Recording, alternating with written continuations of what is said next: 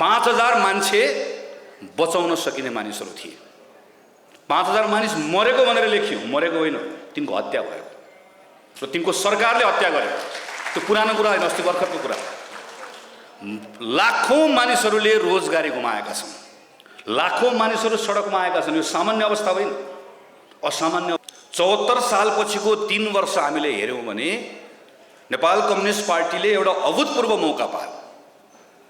तर त्यो मौका खेर फाल्यो मात्र होइन, हामीले एउटा जग हाल्यौं। त्यत्रो वर्ष लगाएर त्यो जगमा घर बनाउन जिम्मा दिएको नेपाल कम्युनिस्ट पार्टीको एउटा अहंकारी र अयोग्य प्रधानमन्त्रीको कारणले गर्दा घर बनाएन, बरु उल्टो जग भत्काउने काम भयो, उल्टो पाल पार्ने काम भयो। आज हामीले हेर्यौं भने 10,000 मानिसहरू भर्खर मात्रै, लामो 10,000 भन्दा बढी मानिसहरू कोरोना संक्रमणको कारणले गर्दाखेरि मरेको। त्यो परिवारका मानिसहरूले आफ्नो आफन्तहरूको भर्खर श्राद्ध गर्दैछन्, पहिलो श्राद्ध गर्दैछन्। एउटा पार्टी कार्यकर्ताका निम्ति अधिवेशन आफैमा एउटा पर्व जस्तो, महोत्सव जस्तो। हामी सबै अधिवेशनमा सहभागी हुन पाउँदै गर्दा त्यसै पनि उत्साहित छौँ। देशभरिका थुप्रै नगरपालिकाहरूमा आज हाम्रो पार्टीको अधिवेशन भइरहेको छ। हामी काठमाडौँ महानगरवासीको लागि दोहोरो खुसीको मौका जस्तो भएको छ। एउटा अधिवेशन त्यसै खुसीको कुरा, त्यसमाथि वर्षौंदेखि काठमाडौँ महानगरको सम्मेलन गर्न नसकिरहेको यो अवस्थालाई हामीले तोडेका छौँ यो पटक। र हामी वर्षौं पछाडि काठमाडौँ महानगरको अहिले यहाँ आज सम्मेलन गर्दैछौँ। यहाँ हामी छलफल गर्दै थियौँ, पुरानो काठमाडौँ महानगरको सभापतिहरू को हुनुहुन्थ्यो भन्दै गर्दा सुरेन्द्र मिश्रलाई हामीले सम्झ्यौँ, यहाँ देवरत्नजीलाई सम्झ्यौँ, त्यसै गरिकन अरू केही साथीहरू, किन हामीले लामो समयसम्म हामीले गर्न सकेनौँ। तर हामी आज गर्दैछौँ। यो सम्मेलनको म फेरि एकपटक सफलताको कामना गर्न चाहन्छु। एकदमै प्रबुद्ध साथीहरू आज प्रतिनिधिको रूपमा यहाँ आउनुभएको छ। तपाईहरुले एउटा विवेकको निर्णय गर्नुहुन्छ भन्ने कुरामा हामी सबैजना विश्वस्त छँदैछौँ। हाम्रो निम्ति अधिवेशनको आफ्नो एउटा महत्त्व छ। हामीले वडा अधिवेशनको पनि महत्त्व थियो, हामीले वडाको अध्यक्ष छान्यौँ, प्रतिनिधि छान्यौँ। हामी आज महानगरको अधिवेशन गर्छौँ, योभन्दा माथि जिल्लाको गर्छौँ। 9 लाखभन्दा बढी काङ्ग्रेसका क्रियाशीलहरू यो पटक हामीहरू छौँ। तर काङ्ग्रेसको अधिवेशनको महत्त्व हामीहरू जस्तो जसले क्रियाशील सदस्यताको औपचारिक पत्र लिएको छ र जो हामी अधिवेशनमा सहभागी हुन्छौँ, यसको महत्त्व हाम्रो लागि मात्रै छ। यसको महत्त्व हाम्रो लागि मात्रै सीमित रह्यो भने काङ्ग्रेसको अधिवेशन सार्थक हुँदैन। हामी 9 लाख मात्र काङ्ग्रेस होइन, अरू लाखौं काङ्ग्रेसका समर्थकहरू शुभेच्छुकहरू छन् जो योभन्दा बाहिर छ। उनीहरू हाम्रो अधिवेशनलाई नजिकबाट निहालिरहेका छन् र यो अधिवेशनबाट केही प्रश्नको उत्तरहरू पनि खोजिरहेका छन्। म यहाँ बसिरहँदा सम्झिरहेको थिएँ 2060 सालतिर हामी नेपाल विद्यार्थी सङ्घको कार्यक्रम गरिरहेका थियौँ। म त्यो बेलामा महामन्त्री थिएँ। यो कार्यक्रम सकिएर बाहिर निस्कँदै गर्दाखेरि पार्टीको नेता सुशील कोइरालालाई प्रहरीले एकैपटक लाठीले हान्न आइसकेपछि हामी केही साथीहरू जोगाउन जाँदाखेरि त्यसको केही क्षणपछि हामी सबैजना वीर अस्पताल पुग्यौँ। त्यहाँ हामी सबै घाइते भएका थियौँ। यो हलमा हामीले त्यस्तो थुप्रै कार्यक्रमहरू गरेको यहाँ बस्दै गर्दा म सम्झन्छु, तपाईँ यहाँ बस्नुभएको प्रायः सबैले सम्झिहाल्नुहुन्छ। त्यो 60 सालतिर हामीले जनतालाई एउटा वाचा गरेका थियौँ। एकातिर राजाको शासन, एकातिर माओवादीको शासन। हाम्रो वाचा थियो काङ्ग्रेसलाई विश्वास गर, हामी यो हिंसाको हालबाट नेपाललाई बाहिर लिएर जान्छौँ, हामी सम्हाल्छौँ भनेर हामीले भन्यौँ। जनताले विश्वास गरे। 62-63 को आन्दोलनको सफलता प्राप्त भयो। त्यसपछि हामीले फेरि एउटा कुरा भन्यौँ, हामीलाई विश्वास गर, संविधान सभाको निर्वाचन गर्छौँ, सब कुरा ठिकठाक हुन्छ। फेरि विश्वास गरे, संविधान सभाको चुनाव गऱ्यौँ, संविधान सभा भङ्ग भयो। हामीले फेरि के भन्यौँ, केही दिन दुःख शास्ति बिहोर, संविधान सभाको फेरि निर्वाचन गर्छौँ, हामीलाई जिम्मा देऊ, संविधान बनाउँछौँ, सब ठिकठाक हुन्छ। संविधान बनायौँ। हामीले फेरि भन्यौँ, केही दिन दुःख शास्ति सह, अब हामी चुनाव गर्छौँ, सब ठिकठाक हुन्छ। चुनाव पनि भयो, चुनाव पनि सकियो। हामीले भन्यौँ नेपालमा स्थिर सरकार नभएको कारणले गर्दा समस्या भएको, स्थिर सरकार पनि आयो। हाम्रो आएन, तर कसै न कसैको त आयो, स्थिर सरकार आयो। अब सब ठिकठाक भयो भनेर भन्यौँ, तर ठिकठाक भयो भयो। 74 सालपछिको 3 वर्ष हामीले हेर्यौँ भने नेपाल कम्युनिस्ट पार्टीले एउटा अभूतपूर्व मौका पायो।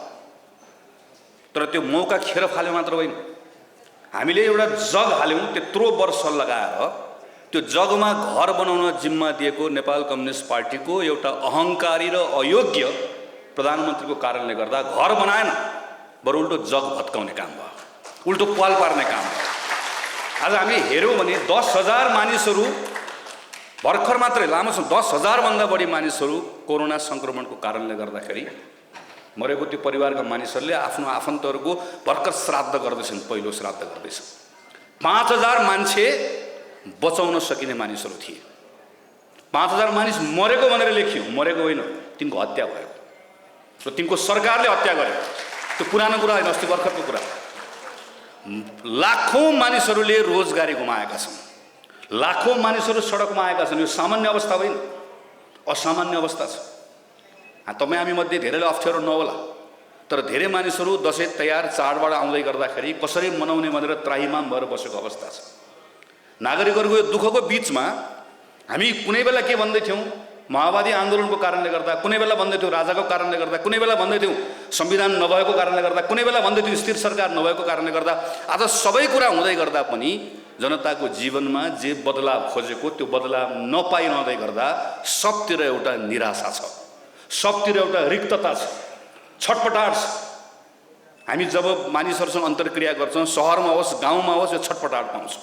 कुनै एउटा नौजवान 17-18 वर्षको नौजवानलाई तपाईँ हामी कसैले पनि घरकै छोराछोरीलाई, भाइ बहिनीलाई कसैले सोध्यो भने आज विक्रमसम्म 2078 साल हो, 2080 साल 2082 साल योभन्दा राम्रो हुन्छ कि हुँदैन भनेर सोध्यो भने एकजनाले पनि झुकिएर पनि राम्रो हुन्छ भन्ने कुरा सुन्न हामी पाउँदैनौँ। भविष्यप्रति भरोसा गुमाएको अवस्था छ। यो बिचमा काङ्ग्रेसको हामी अधिवेशन गर्दैछौँ। यो अधिवेशनले नेतृत्व छानेर मात्रै पार्टीको केही पदाधिकारी केही संरचना बनाएर मात्र हुँदैन। यहाँबाट निस्किएको काङ्ग्रेसले सिङ्गो देश र जनतालाई एउटा भरोसा दिन सक्नुपर्छ। यो अधिवेशनबाट निस्किएको काङ्ग्रेसले भन्न सक्नुपर्छ, बिपी कोइराला र गणेश मानहरूले त्यो प्रतिबन्धित अवस्थामा लोकतन्त्रको बाटो नै नेपालको सर्वोत्तम बाटो भनेर जुन बाटो देखाए, 60-65 वर्ष अनवरत रूपमा त्यो बाटोमा हिँडेर हामी आज आइपुगेका छौँ। हामीसँग योभन्दा अर्को विकल्प छैन।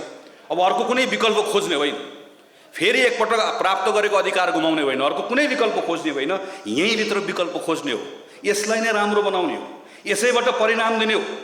हामी गर्छौँ, काङ्ग्रेसले गर्छ, नातिनुहोस्, विश्वास गर्नुहोस्, भरोसा गर्नुहोस् भनेर भन्न सक्ने काङ्ग्रेस यो अधिवेशनबाट बाहिर निस्केर आउन सक्नुपर्छ। यो अधिवेशनबाट बाहिर निस्केर आएको काङ्ग्रेसले भन्न सक्नुपर्छ, संविधानमा हामीले हजारौँ शब्द खर्च गरेर लेखेका छौँ, नागरिकको आकाङ्क्षाहरू पुरा गर्छौँ भनेका छौँ, तिमीलाई पढ्न दिन्छौँ, तिम्रो उपचार गर्छौँ, तिमीलाई खान दिन्छौँ, तिमीलाई सम्मानित जीवन दिन्छौँ, तिम्रो भाषा धर्म जाति संस्कृति सबको जगेर्ना गर्छौँ, तिमीलाई प्रतिष्ठित नागरिक बनाउँछौँ भनेर जुन बाचा गरेका छौँ, त्यो बाचा अब अरू कसैले होइन, काङ्ग्रेसले पुरा गर्छ भन्ने कुराको एउटा भरोसा दिलाउन सक्नुपर्छ। त्यो भरोसा दिलाउँदै गर्दा यति सम्झौँ, म पार्टीको आम साथीहरूलाई अपिल गर्छु, यो भन्न सक्ने काङ्ग्रेस आयो भने मात्रै यो राज्य व्यवस्था यो प्रणाली जोगिन्छ। अनि त्यो भनेको काङ्ग्रेसले भनेर मात्र हुँदैन। आखिर भन्ने भनेको कसले हो, कसको मुखबाट भन्ने हो? यो भन्ने भनेको पार्टीको नेतृत्वको मुखबाट भन्ने हो। त्यो पार्टीको नेतृत्व एकपटक सम्झौँ। अब हामीलाई पार्टीको यस्तो नेतृत्व चाहिएको छ जसले चाहे खुला मञ्चमा होस्, चाहे संसदमा होस्, चाहे सडकमा होस्, चाहे पार्टीको कुनै एउटा साथीको झोपडीमा होस्, चाहे सहरमा होस्, कहीँ पनि उभिएर बोल्दै गर्दा काङ्ग्रेस छ, अब काङ्ग्रेसले गर्छ भन्दै गर्दा आम नागरिकलाई त्यसको त्यो बोलेको कुरामा भरोसा दिलाउन सक्ने काङ्ग्रेसको नेतृत्व हामीले यो अधिवेशनबाट बाहिर ल्याउन सक्यौँ भने यो कम्युनिस्टको कहरबाट पनि हामी नेपाललाई जोगाउँछौँ र भरोसा टुटेको नागरिकहरूको बिचमा पनि एउटा भरोसा हामी अन्तक्षेपित गर्न सक्छौँ। यो अधिवेशनको त्यस कारणले गर्दा हाम्रो पार्टीको जीवनमा एउटा अत्यन्त महत्त्वपूर्ण अधिवेशन बनेर आएको छ। मैले नेतृत्व भन्दै गर्दा माथि काङ्ग्रेसको केन्द्रको नेतृत्व मात्र होइन, यो तलसम्म पनि आउँछ, चाहे त्यो वडाको नेतृत्व होस्, चाहे त्यो गाउँको नेतृत्व होस्, चाहे आज हामी महानगरको नेतृत्व आज हामी चयन गर्दै गर्दाखेरि होस्। आज काठमाडौँको महानगरको सम्मेलन पछाडि, अधिवेशन पछाडि बाहिर निस्किएर हामीले आम महानगरवासीलाई भन्न सक्नुपर्छ, त्योसँग संवाद गर्न सक्नुपर्छ, हामीले एउटा नयाँ नेतृत्व लिएर आएका छौँ। महानगरका आफ्नै दुःखहरू छ, हामीले मेयर बनाएका छौँ, हामीले महानगरको नेतृत्व बनाएका छौँ। आज त्यो महानगर जसले सबैभन्दा बढी हाम्रो यहाँको भाषा धर्म संस्कृति सम्पदाको जगेर्ना गर्नुपर्ने हो, कैयौँ अवस्थामा स्वयं उपमेयरलाई अगाडि लगाएर यहीँको नेतृत्वका विरुद्धमा हाम्रो भाषा जोगाउनु पर्यो, हाम्रो संस्कृति जोगाउनु पर्यो भनेर लड्नुपर्ने अवस्था यो महानगरमा छ।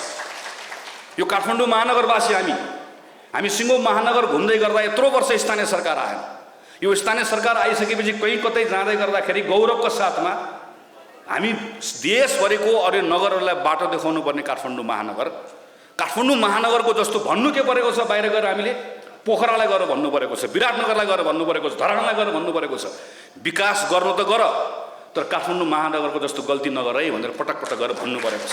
हाम्रो अवस्था यो भएको छ, हाम्रो हालत यो भएको छ। यो सबै कुरालाई नागरिकको बिचमा गएर बताउन सक्ने, भन्न सक्ने, संवाद गर्न सक्ने आज हामीले ल्याउने नेतृत्वले यो गर्न सक्नु पर्दछ। त्यसैले म आदरणीय आम पार्टीको साथीलाई आह्वान गर्न चाहन्छु, हामी अधिवेशनको सुरुङभित्र छिरिसकेका छौँ। लाग्ला 15 दिन लाग्ला, 20 दिन लाग्ला, 1 महिना लाग्ला, 2 महिना लाग्ला, कति पर जाला। मङ्सिरको 9 गतेको ठाउँमा 15 गते होला, 20 गते होला, तर अधिवेशन त हुन्छ, अधिवेशन सक्छौँ हामी। यो अधिवेशनबाट बाहिर निस्केर अघि तीर्थराम दाइले भन्नुभयो 3टा चुनाव आउँछ, स्थानीय चुनाव आउँछ, प्रदेशको चुनाव आउँछ, आम चुनाव आउँछ। अर्काले पस्केको दुध भात खाने काङ्ग्रेसको जात होइन। हामी आफैले एकल शक्तिका आधारमा काठमाडौँ महानगरमा पनि काङ्ग्रेसको झन्डा गाड्ने हो र यो पटक एकल शक्तिका आधारमा एकपटक फेरि 5 वर्षका निम्ति देश चलाउने जिम्मा कोहीसँग मिलेर होइन, एक्लै सब कम्युनिस्ट एक भएर आयो भने पनि, सब फेरि एकपटक मधेसका पार्टी एक भएर आयो भने पनि जित्ने ताकत राख्ने गरिकन काङ्ग्रेसले आफ्नो सङ्गठन निर्माण गर्नुपर्ने छ अबको 5-6 महिनाभित्रमा, 7-8 महिनाभित्रमा।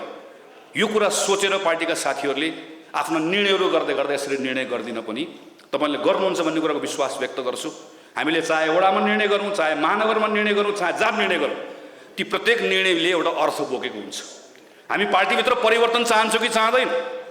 आज नेपाली कङ्ग्रेस जसरी चलेको छ, यो चलिरहेको कुरा ठिक छ, यो यथास्थितिलाई हामी जोगाउन चाहन्छौँ वा पार्टीभित्र ठुलो एउटा परिवर्तन चाहिएको छ भन्ने कुराको सन्देश जुन आम जनताको तर्फबाट, पार्टीको साथीहरूको तर्फबाट आएको छ, हामी यस्ता सम्मेलनहरूको निर्णयबाट व्यक्त गर्न चाहन्छौँ। हाम्रो अगाडिको प्रश्न हो।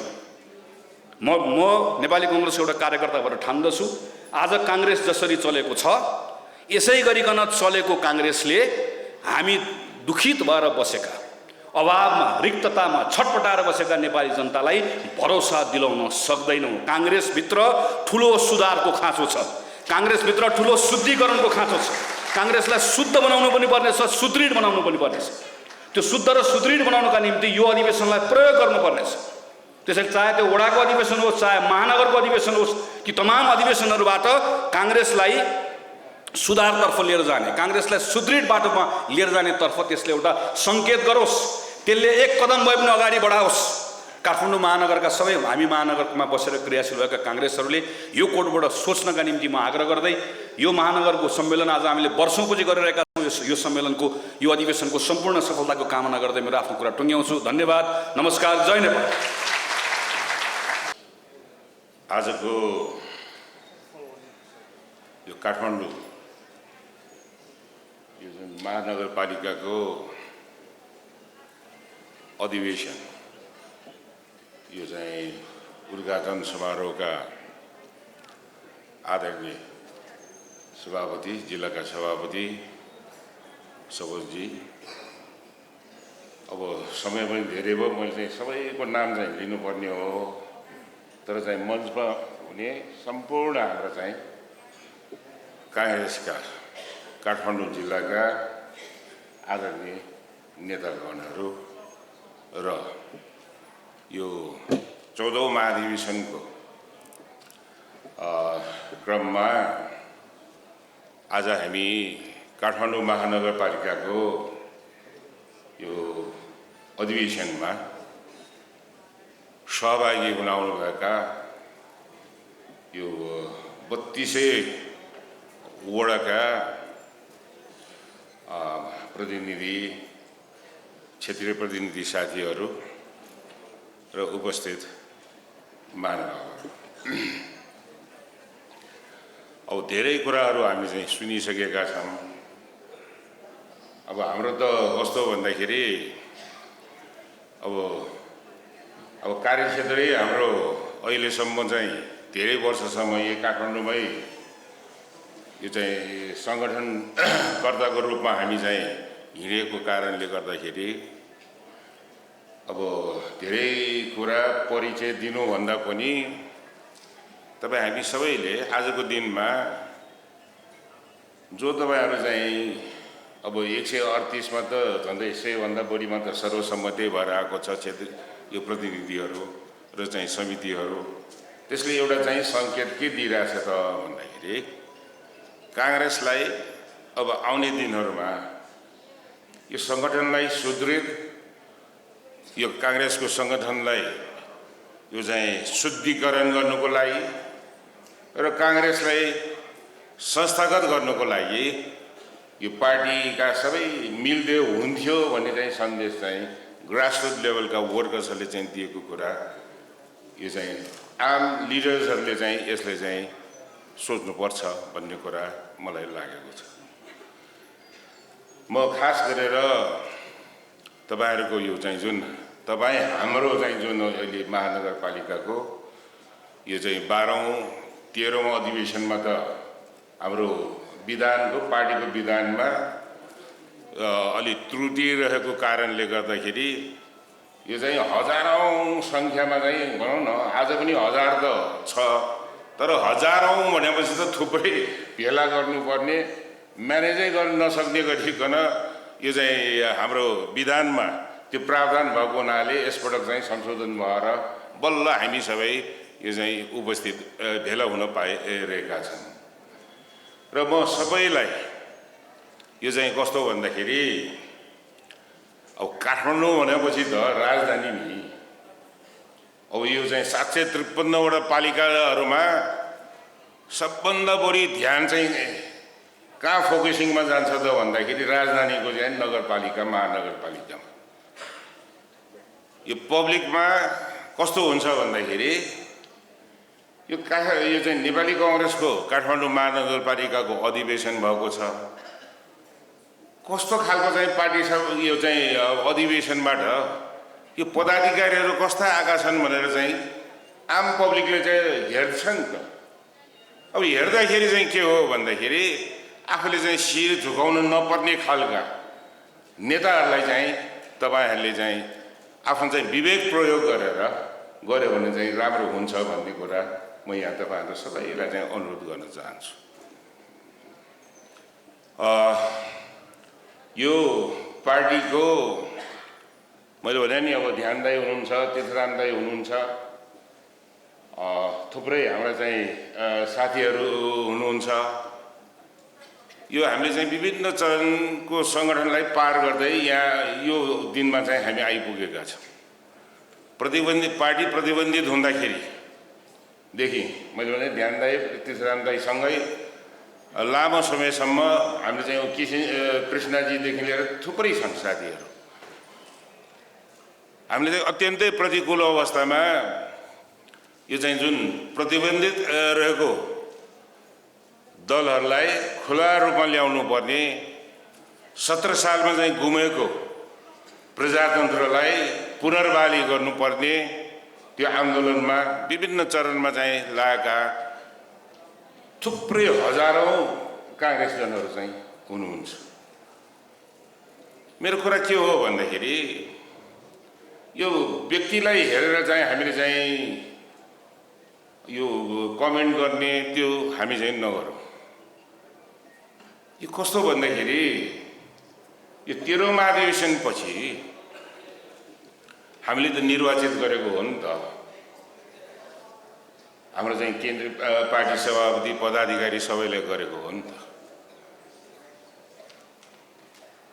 यो चाहिँ देशभरिकै अधिवेशन, यो चाहिँ महाधिवेशन प्रतिनिधिहरूले यो चाहिँ अब आउने अर्को 14औं महाधिवेशन 4 वर्षपछि हुनेछ भनेर पार्टीको विधान अनुसार काम हुनेछ भनेर त जिम्मेदारी दिएको हो नि त। तर अहिले चाहिँ काङ्ग्रेसमा के भइरहेको छ, अघि मभन्दा बोल्ने साथीहरूले पनि भनिसक्नु भएको छ, हरेक 4 वर्षमा हुनुपर्ने महाधिवेशन अब चाहिँ कस्तो हो भन्दाखेरि 4 वर्षमा महाधिवेशनको त कुरा के, कामै केही भएको थिएन र चाहिँ हाम्रो चाहिँ पार्टीको विधानमा रहेको यो असामान्य परिस्थिति भएको खण्डमा 1 वर्ष थप्न पाइन्छ भनेर भनेको त्यो प्रावधानलाई चाहिँ टेकेर 1 वर्ष पनि थप्यो। अब 1 वर्ष पनि थप्यो तैपनि महाधिवेशन तिथिमिति त कति पटक गर्यो छैटौँ पटक कति भयो। यो मैले कुरा यो किन भनिरहेको छु भन्दाखेरि यो चाहिँ महाधिवेशनको टाइममा चाहिँ पदाधिकारी हुनुको लागि चाहिँ होडबाजी हुने, केन्द्र सदस्य हुनुको लागि चाहिँ होडबाजी हुने, अनि निर्वाचित भएपछि चाहिँ अनि के आफ्नो चाहिँ पदीय जिम्मेदारी चाहिँ कसैले वहन गर्नुपर्ने। यो पार्टीमा चाहिँ अलिकति हामीहरू चाहिँ भनौँ न अब चाहिँ यो चाहिँ सोच्ने चाहिँ समय आइसकेको छ। मैले भने हाम्रा चाहिँ अग्रज नेताहरू शेरबहादुर दाई, रामचन्द्र दाई, अरू थुप्रै नेताहरू उहाँले चाहिँ धेरै ठुलो चाहिँ स्ट्रगल गर्नुभएको छ यो आजको दिनमा चाहिँ यो चाहिँ डेमोक्रेसीलाई चाहिँ इस्टाब्लिस गर्नुको लागि। त्यो आफ्नो ठाउँमा छ, तर अवसर पाएर पनि काम गर्न नसक्नेहरूलाई फेरि चाहिँ गुणगान गाएर त्यही मान्छे चाहिँ चाहिन्छ भनेर भन्नु यो कतिको चाहिँ सान्दर्भिक हुन्छ भन्ने कुरामा म त के भन्दाखेरि मैले भनिरहेको छु। मैले भने पर्सनली मेरो चाहिँ के हो भन्दाखेरि दाजुहरू चाहिँ एकदम माइडियर दाजुहरू हुनुहुन्छ उहाँ, किनभने मेरै आँखाले मैले देखेको छु कति दुःख सङ्घर्ष गर्नुभएको छ, जेल जानुभएको छ। यति अप्ठ्याराका दिनहरू चाहिँ थिए नि। मैले भने 17 सालपछि मै सानो थिएँ, कति 5-6 वर्षको थिएँ म। अनि चाहिँ यो चाहिँ सिद्धान्त र आदर्शको यो चाहिँ भनौँ न मूल्य र मान्यताको लागि चाहिँ राजनीति गर्ने नेताहरूको परिवारहरूको दुःख दर्द कतिको हुन्छ भन्ने कुरा त्यो त मैले भने म गणेशमान सिंहको चाहिँ छोरा। हाम्रो चाहिँ अब चाहिँ परिवारको चाहिँ 17 सालपछि चाक्सीबारी अहिले चाहिँ तपाईँहरू देख्नुहुन्छ ओ चाक्सीबारी भन्नुहुन्छ। त्यो चाक्सीबारी त मैले भने नि जिउँ तिउँ तवरले चाहिँ जोगाइरहेको छु। हाम्रो त के हो भन्दाखेरि राजनीतिमा यो चाहिँ भयभरको चाहिँ सम्पत्ति चाहिँ हामी चाहिँ बिक्री गर्दै हामी चाहिँ हिँडिरहेका छौँ। किन भन्दाखेरि मैले भने नि यो चाहिँ अब भेडा सिंहको चाहिँ घर कतिले देखेको छ, प्रतिबन्धित अवस्थामा पार्टीकै अफिस थियो, त्यो घर पनि बिक्री गरे। अब बानेश्वरको चाहिँ त्यत्रो जग्गा थियो, जग्गा पनि हामी चाहिँ सब बिक्री गरिसक्यौँ। ठाउँ ठाउँमा चाहिँ जग्गाहरू चाहिँ जनकपुरदेखि लिएर धेरै ठाउँ चाहिँ बिक्री गरे। यो दुःख दर्द कसले चाहिँ बुझ्ने। मैले भने नि गणेशमानजीको परिवारले त यस्तो दुःख खायो भने यो आदर्शको लागि भने यो जिल्ला जिल्लामा रहेर चाहिँ यो 17 सालपछि जसले चाहिँ अडेर चाहिँ यो चाहिँ नेताहरूको भरमा चाहिँ बौद्धले व्यवस्था चाहिन्छ, यो चाहिँ नागरिकलाई चाहिँ यो चाहिँ स्वतन्त्र रूपमा चाहिँ बाँच्न दिनुपर्छ भनेर चाहिँ लडेका परिवारहरूको कतिको दुःख आँसु कष्ट त्यो सब एकुमुलेट भएर चाहिँ आएको हो यो चाहिँ डेमोक्रेसी। मान्छेहरू भन्छन् अहिलेका केही युवाहरू के भन्छन् भन्दाखेरि ग्लोबल हावा चल्यो डेमोक्रेसीको लागि, नेपालमा डेमोक्रेसी आयो अरे। आयो हो, आफूले चाहिँ भोगेको भए पो थाहा छ कतिको सङ्घर्ष परेको छ यो डेमोक्रेसी ल्याउनु। यो सबै मैले यो कुरा किन भनिरहेको छु भन्दाखेरि म जिल्ला जिल्लामा जान्छु, सबैले चाहिँ एउटा कुरामा चाहिँ के भन्छ भन्दाखेरि अब एकजना नेता या 2 जना नेतालाई माया गरेर यो डेमोक्रेसी नै अब जाने हो भने यो त भन नि। किन भन्दाखेरि डेमोक्रेसी ल्याउनुमा त हाम्रो चाहिँ अहिले प्रेजेन्ट हाम्रो चाहिँ पार्टी प्रेसिडेन्टको पनि धेरै ठुलो चाहिँ त्याग त पैसा छ है, म मान्छु त्यो। तर कुरा के हो भन्दाखेरि 13औं महाधिवेशनपछि त उहाँले त अवसर त पाएकै हो नि त।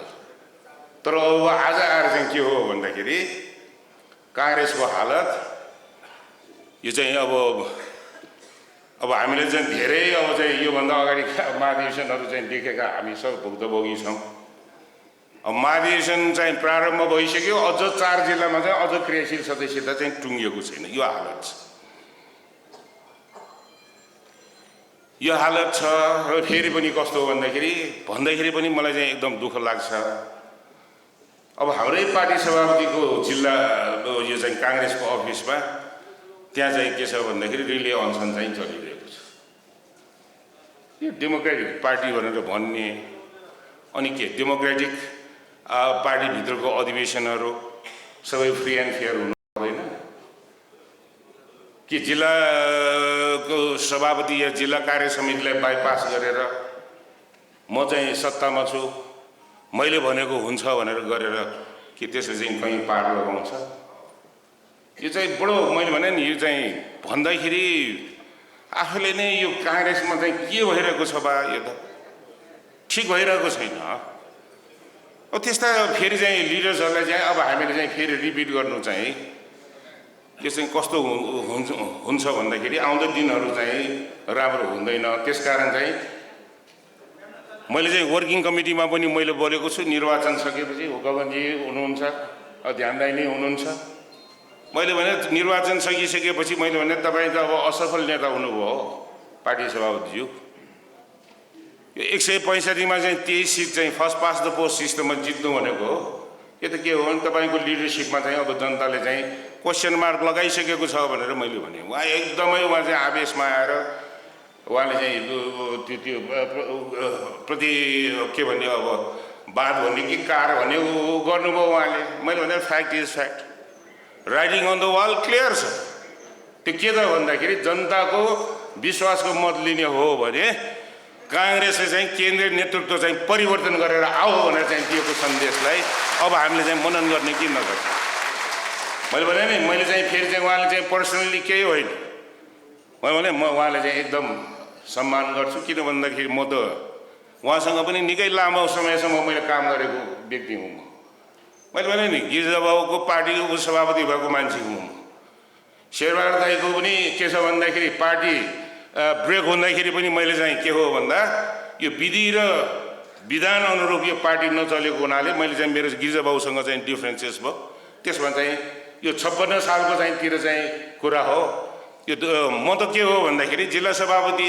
थिएँ अनि चाहिँ 16औं यो चाहिँ यो 10औं महाधिवेशनको तिथिमिति तोकिसकेपछि 16वटा जिल्ला कार्य समिति भङ्ग भयो अनि मैले भने अरे बाबा काङ्ग्रेस भनेपछि त डेमोक्रेटिक पार्टी अनि डेमोक्रेटिक पार्टीको महाधिवेशन चाहिँ के हो भन्दाखेरि यसरी चाहिँ म्यानिपुलेट गरेर फ्री एन्ड फेयर नहुने गरी गर्न पाइन्छ इलेक्टेड वर्किङ कमिटिजहरूलाई चाहिँ यसरी भङ्ग गर्न पाइन्छ मैले त्यसको चाहिँ विरोध गरेँ अभियान चलाएँ मैले यहाँ चाहिँ देखिरहेको छु कतिपय साथीहरूले त्यो अभियानमा चाहिँ सरिक भएको अनुहारहरू पनि मैले चाहिँ यहाँ चाहिँ देखिरहेको छु मान्छेहरूले मलाई भन्थ्यो त्यस बेला पनि म यो कुरा किन भनिरहेको छु भन्दाखेरि यो चाहिँ पार्टीलाई अलि चाहिँ ठिक ट्र्याकमा चाहिँ लग्नुको लागि कतिको चाहिँ यो चाहिँ ह्युमिलेसन कतिको चाहिँ लाइफ चाहिँ स्ट्रेसफुल हुन्छ कति अपमान सहनुपर्छ भन्ने कुरा त यो मैले अभियान चलिरहेको बेलामा चाहिँ मान्छेहरूले चाहिँ खेली उडाउँथे यो प्रकाश मानलाई के भयो हाम्रो चाहिँ महान नेता पार्टी प्रेसिडेन्टले गरेको केन्द्र कार्य समितिले गरेको निर्णयलाई चुनौती दिएर हिँड्छ यो बडै आफूले चाहिँ के ठान्छ यसले भनेर भन्थे तर मेरो त कस्तो भयो भन्दाखेरि मैले भने मेरो चाहिँ लाइफमा चाहिँ टर्निङ पोइन्ट चाहिँ यो चाहिँ पोखराको चाहिँ 10औं महाधिवेशनै म ती दिनहरू म सम्झिन्छु कति कठिन गाह्रो थियो महाधिवेशन काठमाडौँ जिल्लाको जिल्ला अधिवेशन हुने एक रात अगाडि म एकजनाको चाहिँ क्रियाशील सदस्यता मात्र दिएर अरू सबै साथी मसँग नजिक भएकाहरूलाई चाहिँ क्रियाशील सदस्यता हटाएर मलाई चाहिँ के हो भन्दाखेरि तर त्यही पनि मैले भने म त इमान्दारिताका साथ म अरू जस्तो चाहिँ यो लखन छप्पन यताउता मलाई केही छैन मैले भने नि मेरो त कस्तो भन्दाखेरि नियतिले नै यो राजनीतिमा मलाई चाहिँ राखिरहेको छ अहिलेसम्म होइन भने मैले भने यो 17 सालपछि यति दुःख कष्ट यति खेपे मैले भने अब चाहिँ सबका सबले चाहिँ राजनीति गर्नुपर्छ भन्ने हो र भने म त होइन म पढ्छु म चाहिँ अब चाहिँ व्यवसायमा लाग्छु भनेर आइसी पास गरेपछि पाइलट ट्रेनिङमा त सेलेक्ट भएको हो नि त फ्री कम्पिटिसनमा भोलि उड्ने सबै भइसक्यो तर एक दिन अगाडि ठ्याक्क यो चाहिँ उड्नुको एक दिन अगाडि नारायणजी राजदरबारमा चाहिँ कुरा उठेछ यो 13 जना चाहिँ सेलेक्ट भएको अनि 2 जना चाहिँ गणेश मान सिंहको चाहिँ 2 जना छोरा कसरी सेलेक्ट भयो भनेर भन्छ यो चाहिँ अनडेमोक्रेटिक भएपछि के हो फ्री कम्पिटिसनमा चाहिँ आएको छ त्यो सिटै के हो भन्दाखेरि दुईजना त्यस बेला चाहिँ बुवा गणेशमानजी चाहिँ गोरखपुरमा चाहिँ एक्जाइलमा हुनुहुन्थ्यो। गणेशमानको यो चाहिँ कहाँबाट यिनीहरू चाहिँ सेलेक्ट भयो, ल रोकिदियो भनेर 13जनाको चाहिँ सिट कोल्याप्स गऱ्यो। म फेरि पनि मलाई चाहिँ कस्तो लाग्छ भन्दाखेरि मैले ठाउँमा मैले भनेको छु यो इक्जाम्पल। म जन्मेकै के हो भन्दाखेरि फेरि चाहिँ यो चाहिँ त्यो दिनमा मलाई चाहिँ यति यो लाइफको चाहिँ मैले भने यो छानाबाट खस्दाखेरि कस्तो हुँदो रहेछ, मुखमै पाइसकेको आनन्दको जीवन हुन्छ यो भनेर चाहिँ जुन लागेको हो। एक लट हामीभन्दा अगाडि गइसक्यो, दोस्रो लट क्यान्सल भयो। क्यान्सल भएपछि त मलाई त एकदमै दिगदार भयो है। मैले भने म पनि त मान्छे हुँ त। त्यसपछि म चाहिँ गोरखपुर गएँ, बुवाले चाहिँ मलाई चाहिँ सम्झाउनु भयो। पछि फेरि म फर्किएँ, बिएससी गरेँ। बिएससीमा पनि मैले चाहिँ त्यो वर्षमा चाहिँ टपै गरेँ, एमएससी गरेँ, त्यसमा पनि मैले डिस्टिङसन ल्याएँ। मैले भने यो के हो भन्दाखेरि मान्छेहरू भन्छन् नि अरू क्षेत्रमा केही नपाएर राजनीति गरिरहेकाहरू भन्ने खालको नि, यो चाहिँ कस्तो भन्दाखेरि राजनीतिप्रति चाहिँ घृणा गर्नेहरू पनि छन्।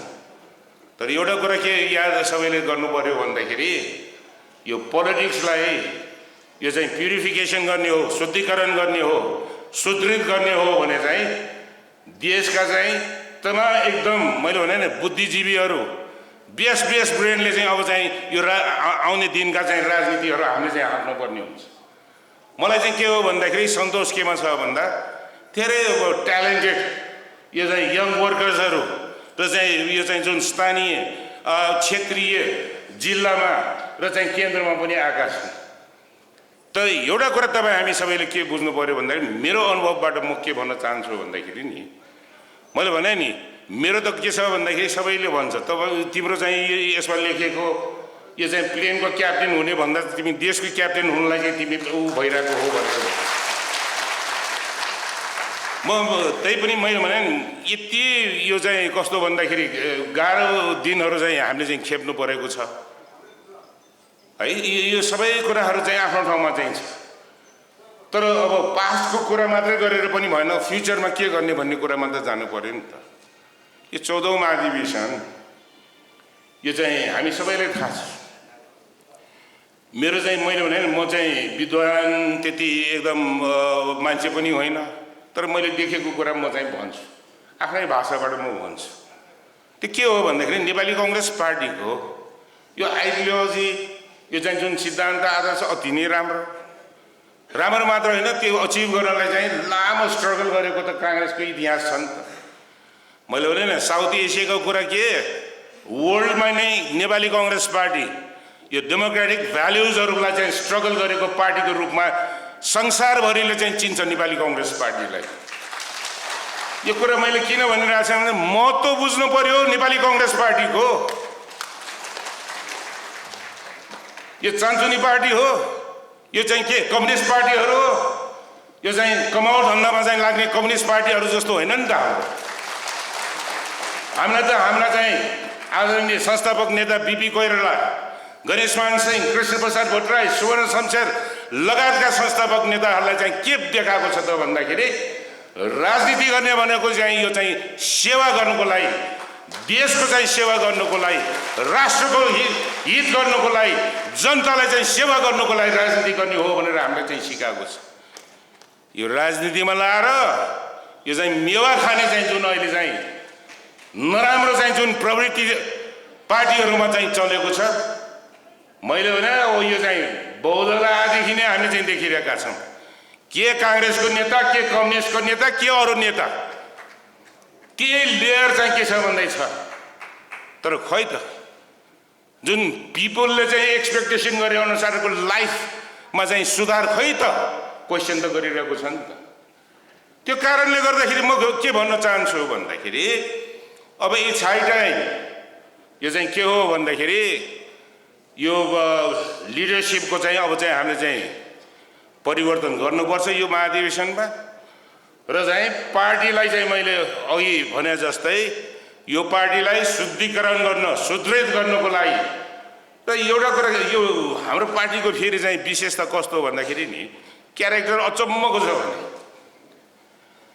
यो मान्छेहरूले भन्थे अरे यो शेरबहादुर दाइले पनि मलाई चाहिँ सुनाउनु भएको उहाँहरू चाहिँ अब बिपी कोइरालालाई चाहिँ बनारसमा भेट्न जाँदाखेरि अनि बिपीलाई चाहिँ भेटेर फर्किरहेको बेलामा यो चाहिँ त्यहाँ चाहिँ एकजना चाहिँ सँगै गएको विद्यार्थी नेताले सोचेछ यो काङ्ग्रेस कस्तो होला भनेर अनि उसले भने म यहाँ कति वर्ष भइसक्यो बिपीसँगै छु काङ्ग्रेस बुझ्न गाह्रो छ तिमी अब एकचोटि आएर भेटेर काङ्ग्रेस बुझ्छ यो त एकदम कम्प्लिकेटेड छ यो पार्टी मैले भने नि अब बाजे पनि पार्टीमै काम गरिरहेछ छोरा पनि गरिरहेछ नाति पनाति सब गरिरहेछ जेनेरेसन टु जेनेरेसन यो चाहिँ के छ भने नेपाली समाजको रिफ्लेक्सन अनुसार यो पार्टी चलेछ हामी चाहिँ के हो भन्दाखेरि यो पार्टीलाई चाहिँ अब बुझ्नु पर्यो यसको महत्त्व बुझ्नु पर्यो यसको मूल्य मान्यता प्राप्त गर्नको लागि कतिले चाहिँ सेक्रिफाइस गरेको छ भन्ने कुरा बुझ्नु पर्यो हामीहरूले यो चाहिँ काङ्ग्रेसको चाहिँ महत्त्व बुझेर अनि तपाईँ हामी सबैले चाहिँ के हो भन्दाखेरि अब आउँदो दिनहरूमा चाहिँ अब हामीले गर्नुपर्ने काम के हो त भन्दा यो अब सबै कुरा राम्रो यो चाहिँ अब भनौँ न अब राष्ट्रलाई चाहिँ सङ्कट पर्दाखेरि जहिले पनि निकास दिनुको लागि नेतृत्वदायी भूमिका त काङ्ग्रेसले नै दिएछ चाहे त्यो 7 सालको कुरा गर्नुहोस् चाहे त्यो चाहिँ 15 सालको आम निर्वाचनपछि 17 सालमा कु गरिसकेपछि फेरि चाहिँ त्यो स्ट्रगललाई अगाडि बढाउनेमा 46 को चाहिँ भनौँ न सर्वोच्च कमान्डर गणेशमान सिंहजीको नेतृत्वमा नेपालको लागि त त्यो आन्दोलनले यो दिएको राम्रो पाटो के हो भन्दाखेरि त्यो दिन 46 सालको जनआन्दोलनलाई उहाँले चाहिँ काङ्ग्रेस पार्टीले आह्वान गरेको नेतृत्व चाहिँ गणेशमानजीले चाहिँ गर्दाखेरि उहाँले के गर्नुभयो भने वामपन्थीहरू त्यस बेला त चिरामा चाहिँ थिए कति फ्याक्सन तिनीहरूको अनि उहाँले चाहिँ त्यही चाक्सीबारीमा बोलाएर कम्युनिस्ट नेताहरूलाई कोसँग कुरा गर्ने तिमीहरूलाई अब गएर चाहिँ तिमीहरू चाहिँ त्यो फ्याक्सनमा विभाजित भएका कम्युनिस्टहरूलाई राखेर एउटा वाम मोर्चा गठन गरेर आऊ अनि हामी चाहिँ यो काङ्ग्रेसको चाहिँ जनआन्दोलनमा कालेगत एकताको आधारमा तिमीहरूले चाहिँ भाग लिन सक्ने छ भनेर पठाएको हो यो वामपन्थीहरूलाई पनि आइडिया त्यो वाम मोर्चा गठन गर्ने कसले दियो नेपाली कङ्ग्रेसकै नेता 46 को सर्वोच्च कमान्डर गणेशमान सिंहजीले दिनुभएको र चाहिँ त्यो दिन त के हो भन्दाखेरि वामपन्थीहरू त्यसमा चाहिँ अब मनमोहन अधिकारी लगायत अब त्यसबेला चाहिँ विष्णुबहादुर मानन्ददेखि लिएर बर्मादेखि लिएर सबै कम्युनिस्ट नेताहरू उहाँहरू त के हो भन्दाखेरि उहाँहरूले त आफ्नो चाहिँ फन्डामेन्टल प्रिन्सिपल हुन्छ नि कम्युनिस्ट पार्टीको चाहिँ फन्डामेन्टल प्रिन्सिपलमा त कम्युनिस्ट पार्टी वान पार्टी डिक्टेटरसिपमा विश्वास गर्ने हो नि त यो 46 सालमा गणेशमान सिंहजीको चाहिँ नेतृत्वमा उहाँलाई चाहिँ विश्वास भएर र उहाँले चाहिँ भन्नुहुन्थ्यो अरू नेताहरूको भए त हामी ऊ गर्दैनौँ तर हामीलाई चाहिँ विश्वास छ गणेशमानजीप्रति हामी अब चाहिँ काङ्ग्रेसको उसमा चाहिँ हामी मान्छौँ भनेर चाहिँ बहुदलीय संसदीय शासन प्रणालीलाई चाहिँ कम्युनिस्टहरूले चाहिँ मानेको त्यो एउटा चाहिँ के छ नेपालको पोलिटिक्समा चाहिँ मेजर यो चाहिँ के हो भन्दाखेरि यो चाहिँ कम्युनिस्टहरूले चाहिँ यो बहुदलीय संसदीय शासन प्रणालीलाई मान्नु भनेको के चामचुङ कुरा हो यो कुराहरू त हामीले सबैले चाहिँ मान्नु पर्यो नि त यहाँ चाहिँ कस्तो छ भन्दाखेरि अब फेरि यो काठमाडौँको कस्तो हो भन्दा अब आफू आफ्नो ठाउँमा जन्मिएको हुर्किएको नेताहरू चाहिँ सानै देख्ने जहिले पनि अनि बाहिरबाट आएका एउटा चाहिँ को अब चाहिँ अहिले गएर आए पनि ठुलो नेता ठान्ने अब के गर्ने मेन्टालिटी यस्तै छैन अब मेन्टालिटी यस्तै छ सुधार गर्ने कि नगर्ने कुरा त्यो हो यो उपत्यकाका बासिन्दाहरूले यो चाहिँ आफ्नो सोचमा परिवर्तन ल्याउने कि नल्याउने खालि अरूको चाहिँ झोला बोकेर हामी चाहिँ हिँड्ने कि आफै नेतृत्व गर्ने अब धेरै वर्ष भइसक्यो हामीले चाहिँ अरूको चाहिँ नेतृत्वमा हामी चाहिँ हिँडिरहेको तर अब चाहिँ के हो भन्दाखेरि टाइम आइसकेको छ यो चाहिँ अब हामी आफै अगाडि बढेर नेतृत्व दिएर यो चाहिँ जुन भनौँ न यो सङ्घीय लोकतान्त्रिक गणतन्त्रात्मक समावेशी जुन संविधानलाई चाहिँ संस्थागत गरेर त्यसपछि चाहिँ प्राप्त गरेका अधिकारहरूलाई चाहिँ सुरक्षित गराउँदै आउँदो दिनहरूमा आम नेपाली जनताले चाहिँ चाहेको यो हरेक नेपालीको जीवन र जीवकोपार्जन सहज होस् भन्ने चाहिँ जुन चाहना छ, जसरी यो अधिकार दिलाउनमा चाहिँ काङ्ग्रेसले चाहिँ नेतृत्वदायी भूमिका निर्वाह गर्यो, अब आउने दिनमा म 46 सालको ती दिन म चाहिँ सम्झना गर्न चाहन्छु। वीर गणेशमान सिंहज्यूले चाहिँ 46 सालको सर्वोच्च कमान्डरले खुला मञ्च, सही मञ्चमा उहाँले भन्नुभयो, यत्रो चाहिँ आन्दोलन गरेर अब चाहिँ हामीले चाहिँ अधिकारहरू चाहिँ प्राप्त गरेका छौँ, तर ती अधिकारहरूलाई संरक्षण र सम्वर्धन गर्नुको लागि आर्थिक र चाहिँ सांस्कृतिक क्रान्तिको चाहिँ आवश्यकता छ भनेर भनेको दिन, त्यो दिन चाहिँ म के अहिले पनि के सम्झिरहेको छु भन्दाखेरि अब चाहिँ आउने दिनहरूको यो चाहिँ आर्थिक क्रान्तिमा यो चाहिँ जुन नेपाली जनताको हरेकको जीवन र जीवकोपार्जन अलि सहज होस्, काम गरेर चाहिँ खाने सरकारले चाहिँ वातावरण बनाइदियोस्, पार्टीले बनाइदियोस्, यो चाहिँ फ्री कम्पिटिसनमा चाहिँ भाग लिनेहरूलाई चाहिँ बराबरको चाहिँ भाग होस्। सबै गणेशमानजीले त के हो भन्दाखेरि बहुदल आइसकेपछि पनि त भनेकै हो नि त।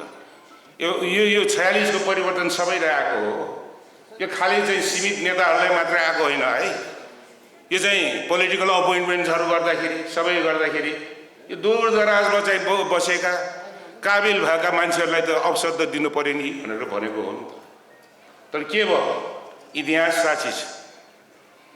मैले यो कुराहरू किन भनिरहेको छु भन्दाखेरि अब काठमाडौँ त्यसमा पनि के छ भने काङ्ग्रेसको अब हाम्रो बानी कस्तो भन्दाखेरि अब कम्युनिस्टहरू त मार्क्स लेनिन माओको चाहिँ फोटो राख्छन्, हामी त अब बिपी कोइराला, गणेशमानजी, किसिनजी, सुवर्णजी र चाहिँ हाम्रो चाहिँ पार्टी सुशील कोइरालादेखि लिएर गिर्जाबाबुदेखि लिएर सबैले हामी चाहिँ मान्छौँ।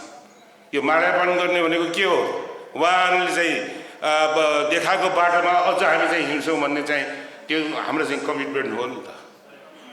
खालि चाहिँ केसर माला लगाएपछि चाहिँ अनि आफू जे मलाई त्यही गर्ने त होइन नि त। र त्यो कारणले गर्दाखेरि अब चाहिँ टाइम आइसकेको छ। यो चाहिँ अब फेरि पनि कस्तो भन्दाखेरि मलाई चाहिँ चिन्ता के लाग्छ भन्दाखेरि यो 14औं अधिवेशनमा राम्रो नेताहरू, मैले वडा लेभलदेखि राम्रो नेताहरू आउनु पर्यो, क्षेत्रमा पनि जिल्लामा पनि यो 7वटै प्रदेशमा पनि राम्रा नेताहरू हुनु पर्यो, केन्द्रमा पनि राम्रो टिम। र चाहिँ के छ भन्दाखेरि मेरो अनुभवबाट मैले भने नि, मेरो पनि त झन्डै 50 वर्षको चाहिँ राजनीतिक भइसक्यो, विद्यार्थी जीवनकालदेखि मैले देखेँ के हो, म त ग्रासरुट लेभलदेखि नै मैले भने कस्तो भन्दाखेरि अब चाहिँ यो चाहिँ पोस्टर टाङ्दै भराङ बोक्दै हिँडेको त म हुन्छ त्यो वर्कर हुँ। म एउटा साधारण पोलिटिकल एक्टिभिस्टले जे लाइफ जे भोगेको छ मैले सबै बोकेर म यहाँसम्म आइपुगेँ। म नम्बर 2 म्यान भएर मैले लामो काम गरेँ र मलाई के लाग्यो भने अब नम्बर 1 म्यान नभइकन यो पार्टीलाई चाहिँ अब चाहिँ रूपान्तरण गर्ने चाहिँ नसकिनेको भएको हुनाले म आफै चाहिँ अगाडि बढ्ला। यहाँ चाहिँ भन्छन् फेरि प्रकाश मान त के खालि काठमाडौँको भनेर भन्छ। अरे बाबा, काठमाडौँकै मात्रै हो कि अब भन्नुको लागि के भन्ने, महामन्त्री चाहिँ इलेक्टेड, फर्स्ट इलेक्टेड महामन्त्री त मै भएको हुँ नि। काठमाडौँमा मात्रै शिविर भएको भए हुन्थ्यो। यी सबै कुराहरू के हो भन्दाखेरि यो पार्टीभित्रैबाट चाहिँ यस्तै नचाहिने नेगेटिभ हो नि। मैले भने नि 46 को आन्दोलनपछि 48 को निर्वाचनमा आमा छोरा भनेर भन्यो, पार्टीभित्रैबाट चाहिँ त्यो नारा लगा। अब अरूको चाहिँ आमा छोरा पनि उठ्नुहुने, दाजुभाइ पनि उठ्नुहुने, अब काङ्ग्रेसमै अरूहरू पनि उठ्नुहुने, तर काठमाडौँको चाहिँ के हो भने गणेशमानको परिवार खालि दुःख खानुपर्छ, खालि कष्ट खानुपर्छ, खालि त्याग गर्नुपर्छ, के गर्नै पाउँदैन भन्ने खालको चाहिँ मेन्टालिटी राखेर कहीँ हुन्छ, कहीँ पुग्छ। मैले भने मलाई अरू केही इन्ट्रेस्ट छैन। मैले जिल्लातिर जाँदाखेरि मैले चाहिँ भोगेको छु नि त। मलाई त एक्सप्रेस गर्नुलाई चाहिँ आँसु आउँछ, त्यस्तो हुन्छ। सबैको चाहिँ चाहना कस्तो भन्दाखेरि हो गणेशमानको छोरा आयो भन्छ, मङ्गलादेवीको छोरा आयो भन्छ। एक्सपेक्टेसन यदि छ मलाई त के हो भन्दा म त नर्भस हुन्छु, थर कामेर आउँछ। त्यो एक्सपेक्टेसन अनुसार हामीले चाहिँ काम गर्न सकौँला कि मैले गर्न सकौँला कि नसकौँला। र मैले भने मेरो अरू केही इन्ट्रेस्ट छैन। ती यो चाहिँ भनौँ न यो काङ्ग्रेसको लागि डेमोक्रेसीको लागि हजारौँले चाहिँ जुन सेक्रिफाइस गरेको हो तिनीहरूको लागि चाहिँ के छ भने कदर गर्ने स्वरूप काङ्ग्रेस त संस्थागत रूपमा चाहिँ अगाडि बढाउनु पर्यो नि त। जिल्ला जिल्लामा मलाई गाली गर्छ सिनियर लिडर्सहरूले, लाज छैन तिमीलाई? किन के मैले राम्रै गरिरहेको छु भनेर भन्छु। त्यो होइन, त्यस्तो होइन। पार्टी कहाँ पुगिसक्यो तिम्रो यो चाहिँ बिपी कोइराला गणेशमानहरूले चाहिँ बनाएको पार्टी। तिमीहरूलाई चाहिँ अनि के तिमीहरूलाई चाहिँ ऊ फिलिङ हुँदैन? यो जोगाउनुको लागि अगाडि बढ्नु पर्दैन? नसक्नेहरूलाई अगाडि राखेर तिमीहरू पछि पछि बसेर हुन्छ? पार्टीको यो दुर्दशा भइसक्यो। पार्टीलाई त जीवन्त राख्नु पर्यो नि भनेर चाहिँ सबैले चाहिँ भन्छ मलाई।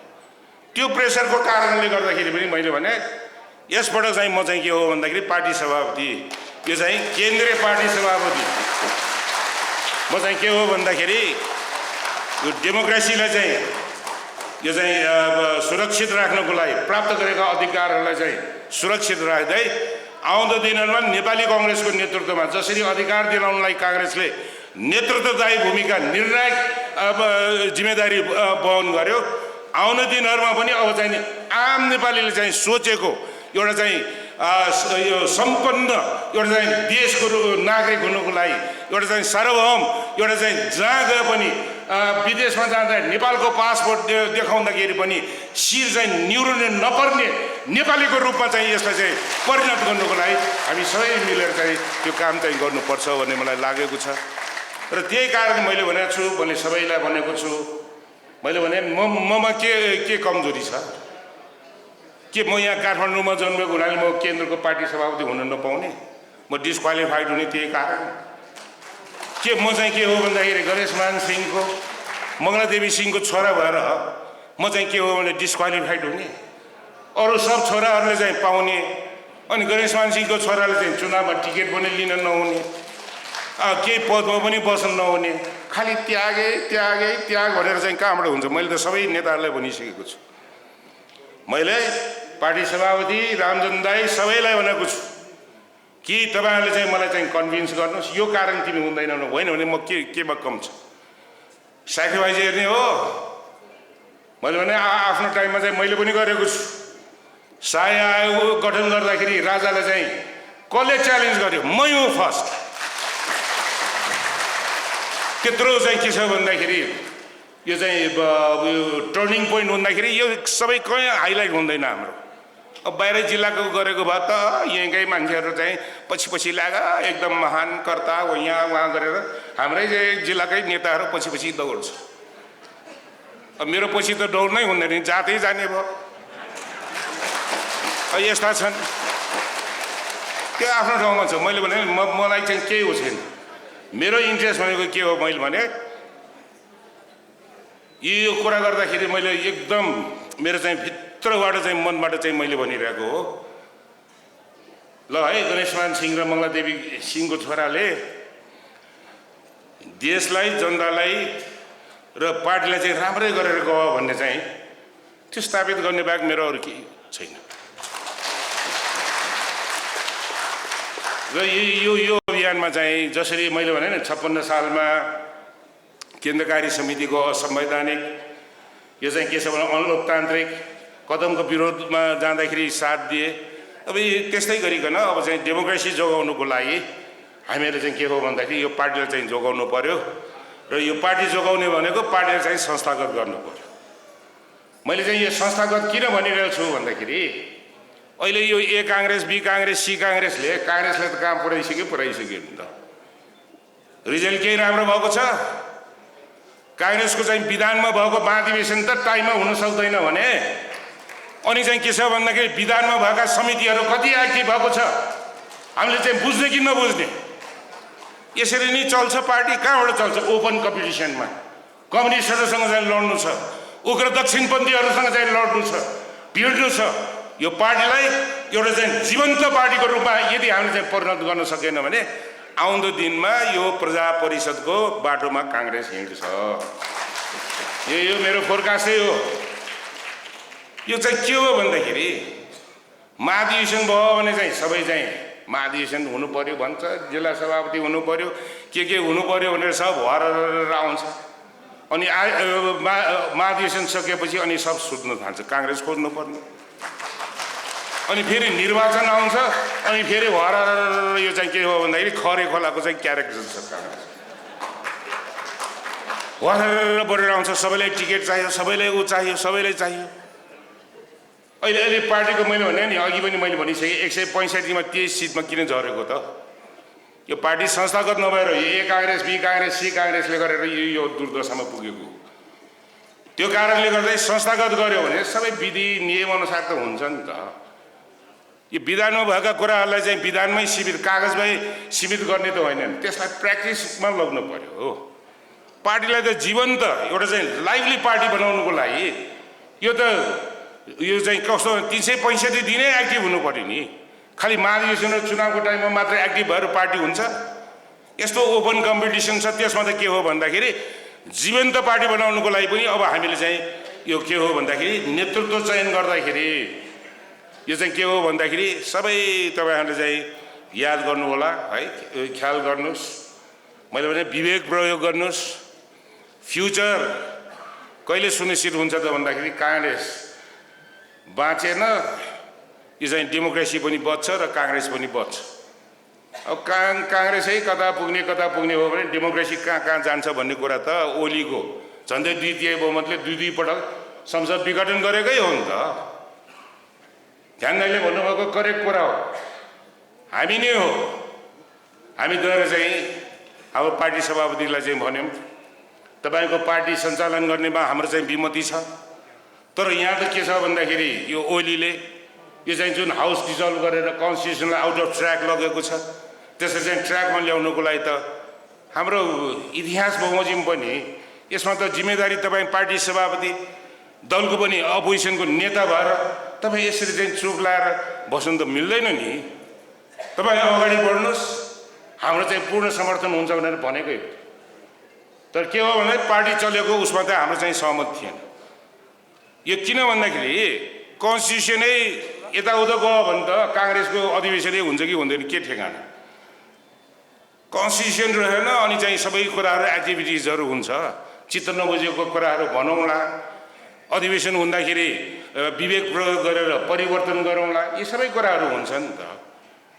त्यो कुरा त्यही हो है। र म फेरि पनि म के भन्छु भन्दाखेरि अब मेरो पनि अब कस्तो छ भन्दाखेरि छोटो बोलौँ भनेर भनेको, अब चाहिँ बोल्नु त अझ पनि मन लाग्छ, तर त्यही पनि म चाहिँ के हो भन्दाखेरि तपाईँहरूको यो चाहिँ जुन काठमाडौँ महानगरपालिकाको जुन अधिवेशन छ, यो अधिवेशनको पूर्ण सफलताको कामना गर्न चाहन्छु।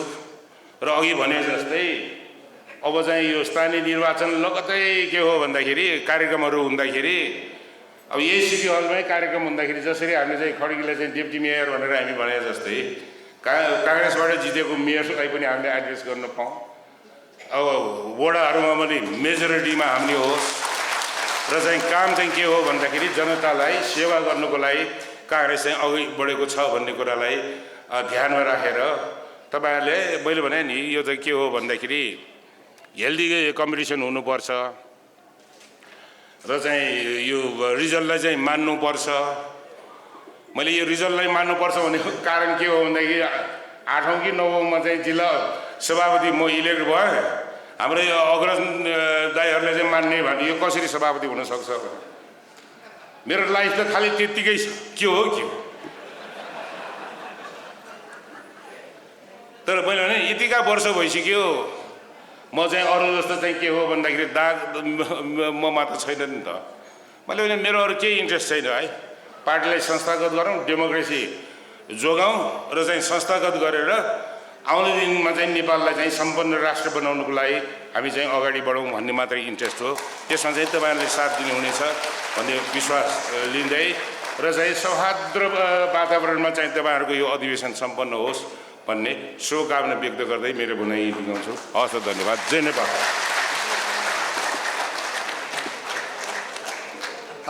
धन्यवाद।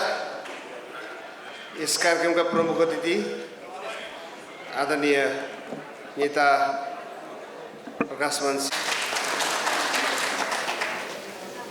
काठमाडौँ महानगरपालिकाको निर्वाचन, काठमाडौँ महानगर समिति सशक्त रूपमा बलियो भएको खण्डमा तपाईँ हामीले आशा अपेक्षा गरेको जस्तो काठमाडौँ महानगरपालिका बन्छ र काठमाडौँ महानगरपालिका बनाउन सक्छ भन्ने हामी विद्यार्थी, हामी युवाको बुझाइ हो।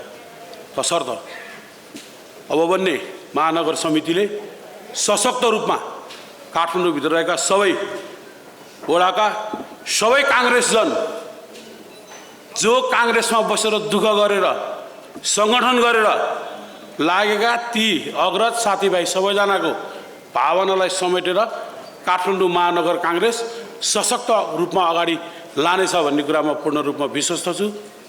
यो काठमाडौँ वीर गणेशमान सिंहको भूमि, हामीले देशको 75 जिल्लालाई सन्देश दिनुपर्ने हाम्रो दायित्व भएको कारणले गर्दा काठमाडौँको महानगर सर्वसम्मत रूपमा काठमाडौँको महानगर बन्यो भन्ने सन्देश दिन पाएदेखि सबैभन्दा उत्कृष्ट र सबैभन्दा राम्रो हुन्थ्यो भन्ने नेपाल विद्यार्थी सङ्घ केन्द्र समितिको बुझाइ हो। र काठमाडौँको काङ्ग्रेस बन्ने यो महानगरले सशक्त रूपले अब हुने काठमाडौँ महानगरपालिकाको निर्वाचनमा सबैवटा यहाँ निर्वाचनका प्रत्याशी काठमाडौँका मेयर राजुराज दाई भन्दै गरियो। अब अर्को कार्यक्रममा काठमाडौँका मेयर, काठमाडौँका उपमेयर, काठमाडौँका सबै वडाका निर्वाचित वडाध्यक्षहरू यो कार्यक्रममा अब काङ्ग्रेसका कार्यक्रममा आसन गरिएको हेर्न पाइयोस्, देख्न पाइयोस् र त्यो बनाउन, त्यो देख्न, त्यो हेर्न नेपाल विद्यार्थी सङ्घको केन्द्रीय समिति र नेपाल विद्यार्थी सङ्घको काठमाडौँ जिल्ला समितिले सबै गर्ने तपाईँको बिचमा बाचा गर्दै अब भन्ने नगर समितिले सशक्त रूपमा अगाडि काङ्ग्रेसलाई लानेछ, बलियो बनाउनेछ र यो वीर गणेशमान सिंहको भूमिलाई, यो पवित्र भूमिलाई सशक्त रूपमा काङ्ग्रेसलाई अगाडि लान सक्छ र यो सबैभन्दा ठुलो टेवा काठमाडौँ जिल्लालाई यो महानगर समिति बन्छ भन्ने कुरामा आशावादी हुँदै तपाईँको माझबाट बिदा हुन्छ। हस्, धन्यवाद। जय नेपाल।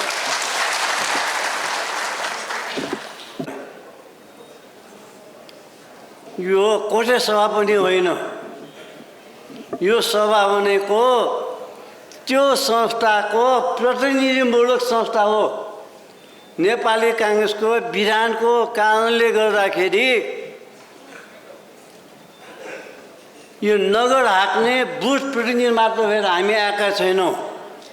मैले देखिरहेका छु यहाँका प्रत्येक नगर प्रतिनिधिहरू आवश्यकता पर्यो, परिस्थिति समयले साथ दियो भनेदेखि वडा मात्र होइन, नगर मात्र होइन, भोलि देश हाँक्छु भनेर कम्मर कसेर आएका प्रतिनिधिहरूको सभा हो। त्यसैले आजको यो सभा काठमाडौँ महानगरको अधिवेशन मात्र काठमाडौँ जनताहरूले हेरिरहेको छैन, समग्र राष्ट्रले काठमाडौँ महानगरको महाअधिवेशनले राष्ट्रको लागि कस्तो नेतृत्व दिन्छ त्यो हेरिरहेको छ। त्यसैले तपाईँहरूले हाम्रो नेता चुन्दाखेरि त्यसको र उसको कुरा नसुनिकन आफ्नो विवेकले ठानेर नगरको नेतृत्व लिने होइन, राष्ट्रको नेतृत्व लिन सक्ने त्यो नेतालाई चयन गर्न सक्यो भनेदेखि यो नगर अधिवेशन भएको त्यो बेला सफलता हुन्छ। धेरै कुराहरू आयो। 33 सालमा बिपी कोइरालाको नेतृत्वमा हतियार बिसाएर राष्ट्रिय मेलमिलापको नारा लिएर नेपाल प्रत्यागमन भइसकेपछि गणेशमानजीलाई सिंहदरबारको एउटा कालो कोठरीमा जिल्ला न्यायाधीश जनकमान श्रेष्ठको इजलासमा मुद्दा चलाइयो। त्यो बेला यस्तो सभा थिएन। 10-12 जना काङ्ग्रेसहरूको जिल्ला अदालतमा भेला भएको थियो। जनकमान विशेष अदालतको न्यायाधीश समक्ष बयान दिएर गणेशमानजी बाहिर आउन साथै सबलाई सुन्ने गरिकन गणेशमानजीले भन्नुभयो, the operation was success but patient is not out of danger. Operation त शल्यक्रिया त सफल भयो, तर बिरामी खतरामुक्त भएको छैन है। भने जस्तै अहिले पनि हामी काङ्ग्रेसीहरू एमालेको विभाजनको निशुल्क अन्मेलले गर्दाखेरि हामी सत्तामा जाउँला, काङ्ग्रेस जितौँला भन्ने बडो हर्षोल्लासका साथ आइरहेको छ, तर त्यो नठान्नु होला है। अरू कमजोर भएर आफू बलियो हुनु भनेको बलियो होइन त्यो। त्यसकारण यो नगर अधिवेशनले सङ्गठनलाई चाहिँ डिगो र दरिलो पार्ने बलियो सङ्गठन दिन सक्यो भनेदेखि अनि यो नगर अधिवेशनको चाहिँ सफलता हुन्थ्यो। सायद गगनी र म पनि थिएँ होला, गणेशमान पालिके त्रिभुवन विश्वविद्यालयको सिनेटर थियो सिनेटमा। एउटा शिक्षाविद हो, उसले पोखरामा एउटा कन्या क्याम्पस कन्या क्याम्पस खोलेको गणेशमान पालिके त्यसको प्रमुख थियो। चन्दा माग्न आयो दण्डकालमा माओवादीहरूले, गणेशमानले चन्दा दिएन, तिमीलाई किन चन्दा दिने। अनि त्यसको भोलिपल्ट एउटा साना फुर्जा केटाहरू त्यो क्याम्पस जलाउन आयो। गणेशमान पनि जेन थियो, असाध्यै बलियो। अनि ती फुर्जा केटालाई समातेर दुई हातले समातेर फालिएछ।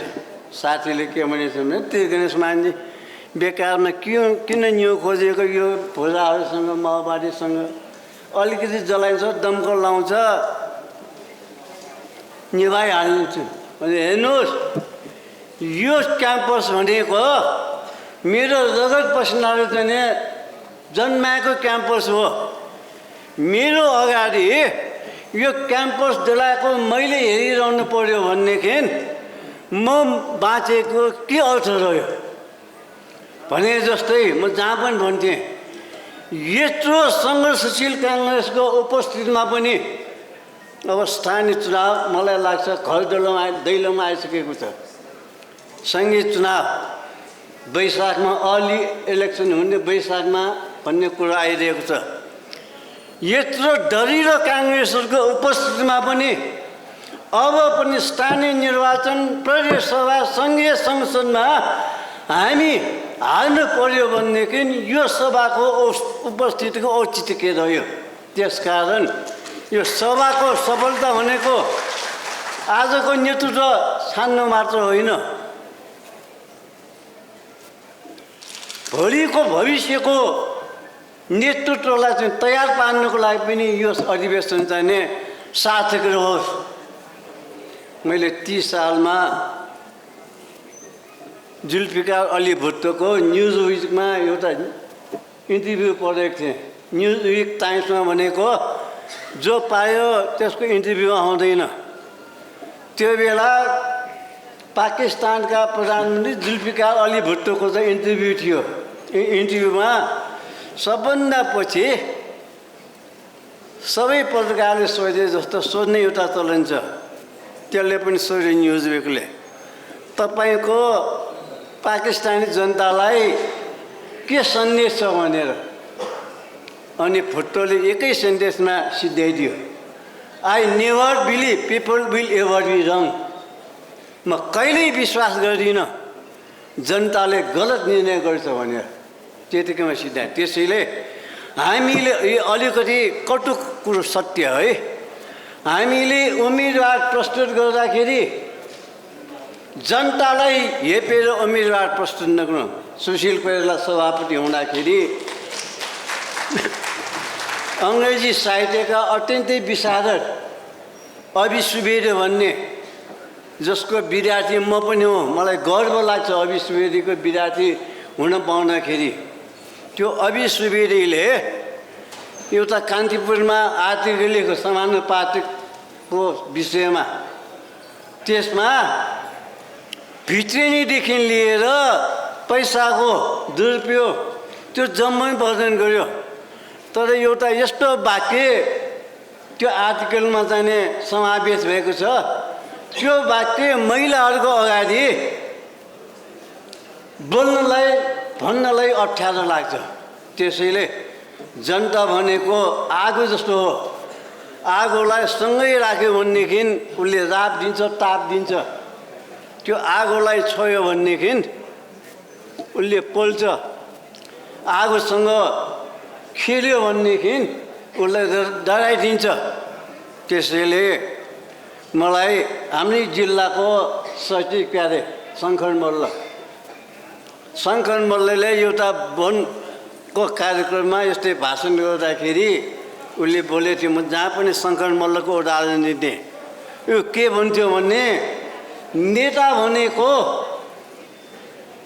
उदाहरणीय हुनुपर्छ, अनुकरणीय हुनुपर्छ, अनि मात्र त्यो नेता हुन्छ, अनुसरणीय हुन लाग्छ। प्रस्तुतिकरण मात्र चाहिँ नेता हुने होइन।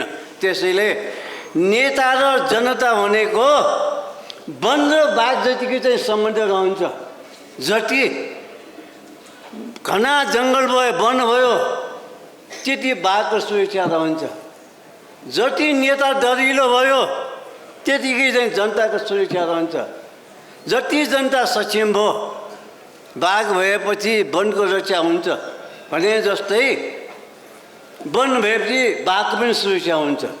नेता दरिलो भनेदेखि जनता सुरक्षित हुन्छ। जनता जान्ने बुझ्ने भयो भनेदेखि राम्रो नेताको चाहिँ छनौट हुन्छ। त्यसैले मेरो आग्रह छ, मैले यो कुनै बनावटी कुरा भएको होइन, देशको वास्तविक कुरा गरेको।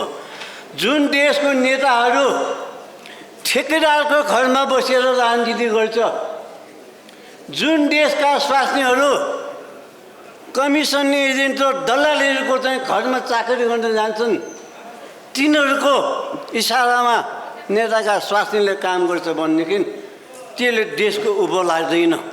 त्यसकारण अहिले हामीले चाहिँ चुन्ने नेता भनेको, नगरको भनेको, जिल्लाको, राष्ट्रको नेता भनेको आहा कस्तो राम्रो नेता चुन्यो भन्ने त्यो भानअनुसार जनताले, कार्यकर्ताले नेता चुन्नु सक्यो भनेदेखि त्यो पार्टी चाहिँ दलीय हुन्छ। होइन त्यस्तै पार्टीको चुनिएको पनि कस्तो चुनिएको पनि ठेक्कार, उम्मेदवार भएको पनि ठेक्कार गऱ्यो भनेदेखि त्यो मजा आउँदैन।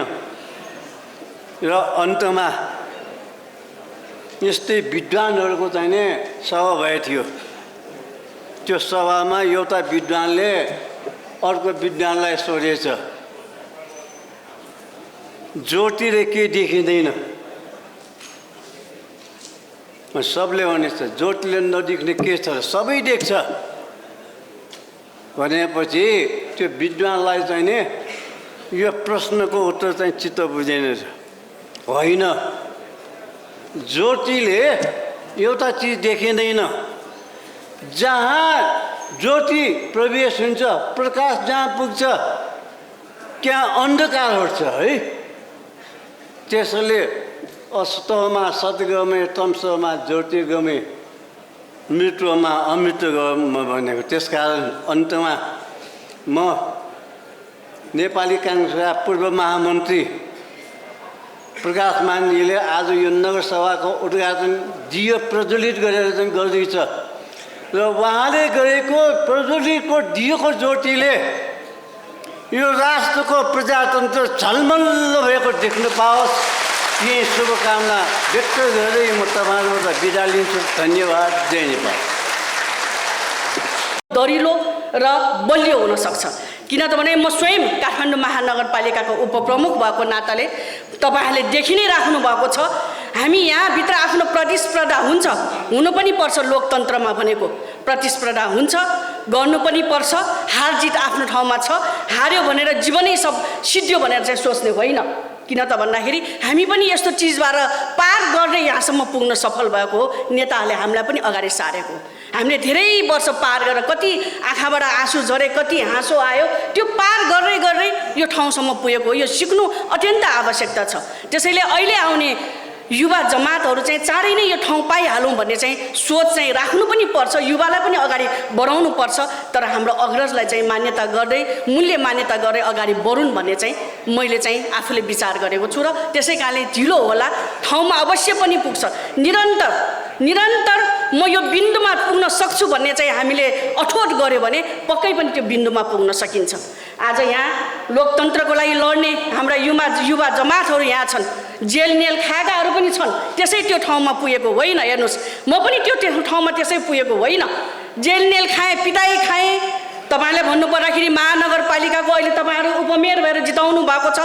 कुनै नेपाली कङ्ग्रेसलाई शिर निहुराउने काम मैले गरेको छैन। नेपाली कङ्ग्रेसलाई अझ उच्च ठाउँमा पुर्याउने किसिमले मैले काम गरेको छु। त्यसकारण म तपाईँहरूलाई भन्न चाहन्छु, महानगरपालिका भनेको यस्तो चिज हो। त्यसकारण अबको यो आफ्नो प्रतिस्पर्धाभित्र हार जित आफ्नो ठाउँमा हुन्छ। भोलि फेरि उहाँलाई समेटेर हामी अगाडि बढ्नु नै पर्छ। त्यसैले अबको स्थानीय चुनावमा मैले जहिले पनि नेताहरूले भन्ने गरेका छु, जरा भनेको स्थानीय सरकार हो। यो जरालाई मजबुत बनाउनु पर्छ, अनि मात्र हामीले सङ्घ प्रदेशलाई मजबुत बनाउन सकिन्छ। जरा कमजोर भयो भने सङ्घ प्रदेशलाई मजबुत गराउन सकिँदैन। त्यसैले यो जरालाई चाहिँ मैले भन्ने गरेको छु, अब पकेटबाट होइन, जनतासँग भिजेका हाम्रा जति पनि छन् उहाँहरूलाई टिकट दिनुहोस्। या इकाइ सभापतिले नपायो भने कोसँग पाइन्छ उहाँहरूलाई दिनुपर्छ। अनि मात्र हामी जरा चाहिँ बलियो पारेर हामी अगाडि बढाउन सकिन्छ। त्यसैले अहिले यो महानगरपालिकामा जुन अहिले अधिवेशन हुँदैछ त्यसलाई हामीले मजबुत बनाउन हाम्रो आफ्नो भित्र आन्तरिक कति लडाइँ हुन्छ, त्यो लडाइँलाई एक ठाउँमा राखेर यो हाम्रो एउटा बानी नेपाली कङ्ग्रेसको कस्तो छ भन्दाखेरि 365 दिनमा 364 दिन चाहिँ नेपाली कङ्ग्रेस हुन्छ। त्यो 65 दिन चाहिँ के हुन्छ थाहा छैन। त्यो दिन चाहिँ नबनिनु हुन चाहिँ म आग्रह गर्न चाहन्छु। त्यसकारण म तपाईँहरूलाई एकदमै विनम्र अनुरोध गर्दै अहिले जुन इकाइदेखि प्रतिनिधि भएर तपाईँहरू आउनुभएको छ यसको लागि चाहिँ म फेरि एकचोटि शुभकामना दिएँ। धेरै बोल्नुभन्दा अब हामी अधिवेशनको सङ्घारमा हुँदाखेरि यहाँबाट पार गरेर भर्खर एउटा पार गरेर आएँ, फेरि क्षेत्र पार गर्नु छ, फेरि जिल्ला पार गर्नु छ, अनि केन्द्र पार गर्नु छ। हामी यसरी जाँदैछ। अब हामीले खोज्ने भनेको मैले एउटा कुरा म यहाँ भन्नै पर्छ। हेर्नुहोस्, हामी अघि हाम्रा जिल्ला सभापति सबुजीले भन्नुभयो, हामी यो भूमि भनेको सर्वमान्य नेता गणेशमान सिंहको भूमि हो। उहाँले यदि 2007 सालदेखि लिएर ऊ बेलादेखि 2003 सालदेखि उहाँले अनवरत रूपमा नेपाली कङ्ग्रेसलाई योगदान नदिएको भए आज हामी पनि यो ठाउँमा पुग्नेवाला थिएन। हामीलाई गर्व छ, हामी काठमाडौँवासीलाई गर्व छ, हाम्रा पनि नेता चाहिँ इमान्दार नेता हाम्रो हातमा र हामीलाई आशीर्वाद दिएर जानुभएको छ। उहाँको सुपुत्र प्रकाश मान दाइलाई अब हामीले अगाडि सार्नै पर्छ। अब जहिले पनि नेपाली कङ्ग्रेस, किन त भन्दाखेरि जहिले पनि हामी काठमाडौँ महानगरपालिका मात्र होइन, काठमाडौँले हरेक आन्दोलनलाई फेस गरेको छ। हेर्नुहोस्, म आफैले पनि पेटाल स्यालसँग आन्दोलन एकदम 62-63 आन्दोलनलाई फेस गरेर हामी अगाडि बढ्यौँ। त्यसकारण अब हामीले चाहिँ नेतृत्व हामीले यस्तो छान्नुपर्छ कि इमान्दार नेतृत्व, कहिले सरकारमा बस्दाखेरि कुनै दाग नभएको अब हामीले इमान्दार नेतृत्व, अर्को चाहिँ पार्टीलाई हाकेर जान सक्ने अब हामीले नेता छान्नुपर्ने आवश्यकता तपाईँ हाम्रो काँधमा आइपुगेको छ। त्यसकारण हामीले अब सोच्नुपर्ने बाध्यता अब हामीले बनाइसकेका छ। काङ्ग्रेस रहेन हामी रहन्छ, काङ्ग्रेस रहेन भने तपाईँ हामी पनि रहँदैन। त्यसैले यसलाई सोच्नुपर्ने बाध्यताहरू धेरै छ। त्यसकारण मैले धेरै बोल्नुभन्दा म तपाईँहरूलाई फेरि शुभकामना दिन यहाँबाट बिदा चाहन्छु। धन्यवाद, नमस्कार, जय नेपाल।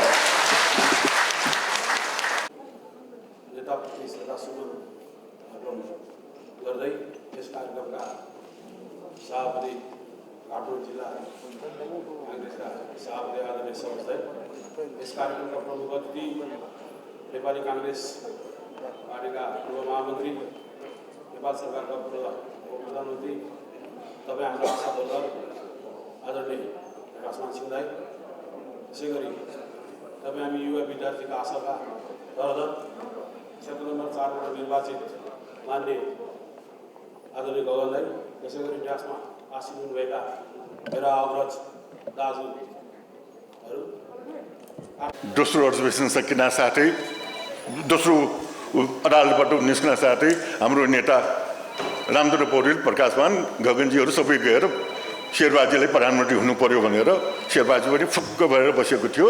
प्रधानमन्त्री हुनु पर्यो भनेर निर्देशन दिन जाने उहाँहरू नै हो। अनि पछि र सबै नेताहरू भित्र मनमा यो केपी ओली पनि शेरबहादुर प्रधान। अब तेस्रो पार्टी भएको संसदमा तेस्रो पार्टी भएको पनि कहीँ संसदको नेतृत्व लिन सक्छ, तर देखाइदियो। यही भएको हुनाले हामी हरेक अध्यायमा हामीले काङ्ग्रेसले नै गर्नुपर्ने मजबुती भएको हुनाले यो अधिवेशनबाट जसरी शेरबाजीलाई प्रधानमन्त्री बनाए जस्तै र अहिले यो अधिवेशन सुचारू रूपमा सफलता होस् भन्ने शुभकामना दिँदै म बिदा हुन्छु। धन्यवाद। जय नेपाल। 10वटा नगरपालिका आज 11वटा स्थानीय तहमा आज चाहिँ अधिवेशनका क्रममा उद्घाटन कार्यक्रमहरू भइरहेको छन् र यो उद्घाटन कार्यक्रम सकिनासाथ हाम्रा यो निर्वाचनका अधिवेशनका प्रक्रियाहरू सुरु हुन्छ। मलाई जहाँसम्म लाग्छ आदरणीय नेताहरू यहाँ हुनुहुन्छ, अग्रजहरू यहाँ बस्नुभएको छ। यो सिङ्गो सङ्गठनलाई हिजोदेखि चलायमान गरेर यो सङ्गठनको एउटा संरचना निर्माणदेखि लिएर सङ्गठनलाई सुसङ्गठित गरेर एउटा संस्थागत गर्ने कुराहरूमा निरन्तरता लागिरहनुभएका आदरणीय नेताहरू यहाँ हुनुहुन्छ। म उहाँहरूसँग आग्रह गर्न चाहन्छु, आज यो 11वटै तहमा पनि एउटा सर्वसम्मतसँग एउटा पार्टीको एउटा सङ्गठन एउटा निर्माण गर्नको लागि सबैको भूमिका रहनेछ र यहाँ सम्पूर्ण कुराहरू एकबद्धता भएर यो काठमाडौँको धरोहर, यो काठमाडौँको काङ्ग्रेसको सङ्गठनको धरोहर, यसलाई चाहिँ भोलिका दिनलाई एउटा सुनिश्चितता दिनलाई मार्ग प्रशस्त गर्नलाई एउटा संस्थागत रूपमा अगाडि गएर सम्पूर्णको नेतृत्व स्थापित गर्नका लागि एउटा सहज रूपको मार्ग चाहिँ प्रशस्त गर्यो भन्ने किसिमको एउटा सन्देश दिनका लागि पनि हिजो हामी सङ्गठनमा जसरी विचलन आयो त्यो सङ्गठनको विचलनबाट हामीले सम्पूर्ण कुरा गुमाउनु परेको यो तीनै तहका निर्वाचनमा हामी बिचका कटुता, हामी बिचको एकता कायम गर्न नसक्नाले सङ्गठनको सबल छँदै पनि सङ्गठनभित्र योग्य व्यक्तिहरू सङ्गठन गर्दा छँदै यत्र अनुहार गरेका नेताहरू हाम्रो नेतृत्वमा छँदै गर्दाखेरि पनि हामीले त्यो उपलब्धि हासिल गर्न सकेनौँ। त्यो केका कारणले भने यो अधिवेशनका 13औँ महाधिवेशनमा गएर एउटा झिनाझपटी हुँदा हामीले त्यो सम्पूर्ण कुराकोलाई सहज रूपले ग्रहण गर्न नसकेर एउटा सङ्गठनभित्रको निर्माणलाई एउटा सबल तरिकाले चाहिँ छनौट गर्न नसक्नालाई तेरो र मेरो भन्ने किसिमको काहीँ रह्यो कि भन्ने किसिमले गर्दाखेरि त्यो परिस्थिति सिर्जना गरेको हो कि भन्ने मैले बुझेको छु र यो सङ्गठनको बुझाइ पनि त्यो हो कि जस्तो मलाई लागेको छ। आज यो 14औँ महाधिवेशनको क्रममा यो सुरुवातदेखि नै मैले तपाईँहरू सबैलाई भनेको थिएँ, कुनै पनि युनिटमा मैले क्रियाशील सदस्यको लागि एउटा पनि युनिटलाई एउटालाई क्रियाशील सदस्य दिनुहोस् भनेर मैले कसैलाई सिफारिस गरिनँ, कसैलाई पनि निकाल्नुहोस् पनि भनिनँ। र आज 138वटा मेरो सिङ्गो जिल्ला कार्य समितिले 138वटा युनिटहरूमा निर्वाचनमा र यो अधिवेशनको प्रक्रिया सुरु गर्दा कुनै पनि व्यक्तिलाई त्यहाँबाट जाँदाखेरि हटाउने काम गरियोस् र कुनै पनि व्यक्तिलाई राख्ने काम गरियोस् भनेर सिङ्गो जिल्ला कमिटीले त्यो कहीँ पनि आग्रह र पूर्वाग्रह गरेन। तपाईँहरूलाई मैले भन्ने गरेको छु, मैले जहाँ पनि गरेको छु, यो 46 सालभन्दा अगाडि लाग्नुहुने पार्टीमा चाहिँ अनवरत रूपमा सङ्घर्ष नगरे तापनि हिजो त्यो अप्ठ्यारो त्यो असहज परिस्थितिमा जसले काङ्ग्रेसी हुनुभन्दा सर्वस्व हराउनुहुन्थ्यो, जसले काङ्ग्रेसीको एउटा झन्डा बोक्दा उसले आजीवन कारावास गरेर सजाय भोग्नु पर्थ्यो, जसले मृत्युसम्म वर्ण गर्नु परेको अवस्थामा त्यो अवस्थामा जो सडकमा निक्लिएर म काङ्ग्रेसको 4 तारा झन्डेर म काङ्ग्रेसको प्रजातन्त्रको लागि लड्छु भनेर निक्लेको व्यक्तिहरू कहीँ पनि विस्थापित नहुन्। त्यो भयो भने यो सिङ्गो सङ्गठनलाई त्यो असह्य हुनेछ र जसले मलाई एउटा भूमिका निर्वाह गर्नलाई मलाई जिम्मेवारी निर्वाह गर्ने नेताले उहाँले सधैँ यो सन्देश मलाई दिएको छ। त्यसकारण म सिङ्गो पार्टीभित्रका नेता नेतृत्वहरूलाई स्थापित गर्ने काममा विस्थापित गर्ने काममा नलाग्नुहोस् भनेर मैले सम्पूर्णलाई आग्रह गरेको थिएँ। आज त्यही अनुरूपले हिजो 13औँ महाधिवेशनमा के हो, 12औँ महाधिवेशन के हो म जान्न, आज 14औँ महाधिवेशनको सङ्घारमा आइपुग्दाखेरि कहीँ पनि मैले दिँदा सङ्गठनमा अनवरत रूपमा लाग्नुहुने, निरन्तरता दिइरहनु हुने अग्रज व्यक्तिहरू विस्थापित भएर बस्नु अवस्था मैले कहीँ भेट्टाएको छैन। त्यसका लागि पनि विशेष गरी म सिङ्गो महानगर समितिमा यो प्रतिनिधित्व गरेर आउनुभएका आदरणीय मित्रहरू, नेतृत्वमा बस्नुहुने आदरणीय नेताहरू, सम्मानित नेताहरूप्रति म सिङ्गो सङ्गठनको तर्फबाट मेरो तर्फबाट म आभार व्यक्त गर्न चाहन्छु, धन्यवाद दिन चाहन्छु। र आज पुनः म यो महानगरकोदेखि लिएर 10वटा नगरका अधिवेशनका क्रममा हामी गएका छौँ। अधिवेशनका क्रममा जाँदा अघि नै मैले भने यो सिङ्गो काठमाडौँ जिल्लाको पहिचान, यो काठमाडौँ जिल्लाको पहिचान भन्नाले यहाँ काहीँ केही किसिमका चाहिँ अलिकता आफूलाई चाहिँ विचलन त भन्दिनँ म, आफूलाई कतातिर जाँदाखेरि सहज पर्छ भन्ने किसिमले बोलिन्छ। हामीले आदरणीय धरोहर जसले गर्दा आज यो स्वतन्त्रताका सम्पूर्ण प्राप्ति गरेर आफ्ना जीवनका अनवरत रूपमा सङ्घर्ष गरेर एउटा आफ्ना गाथा जसले निर्माण गरेको, जसले त्याग गरेको, आज आदरणीय सर्वोच्च नेता गणेशमान सिंह, सर्वोच्च कमान्डर शिखर पुरुषका नाम लिँदाखेरि एउटा लिगेसी र एउटा भन्नुहुन्छ।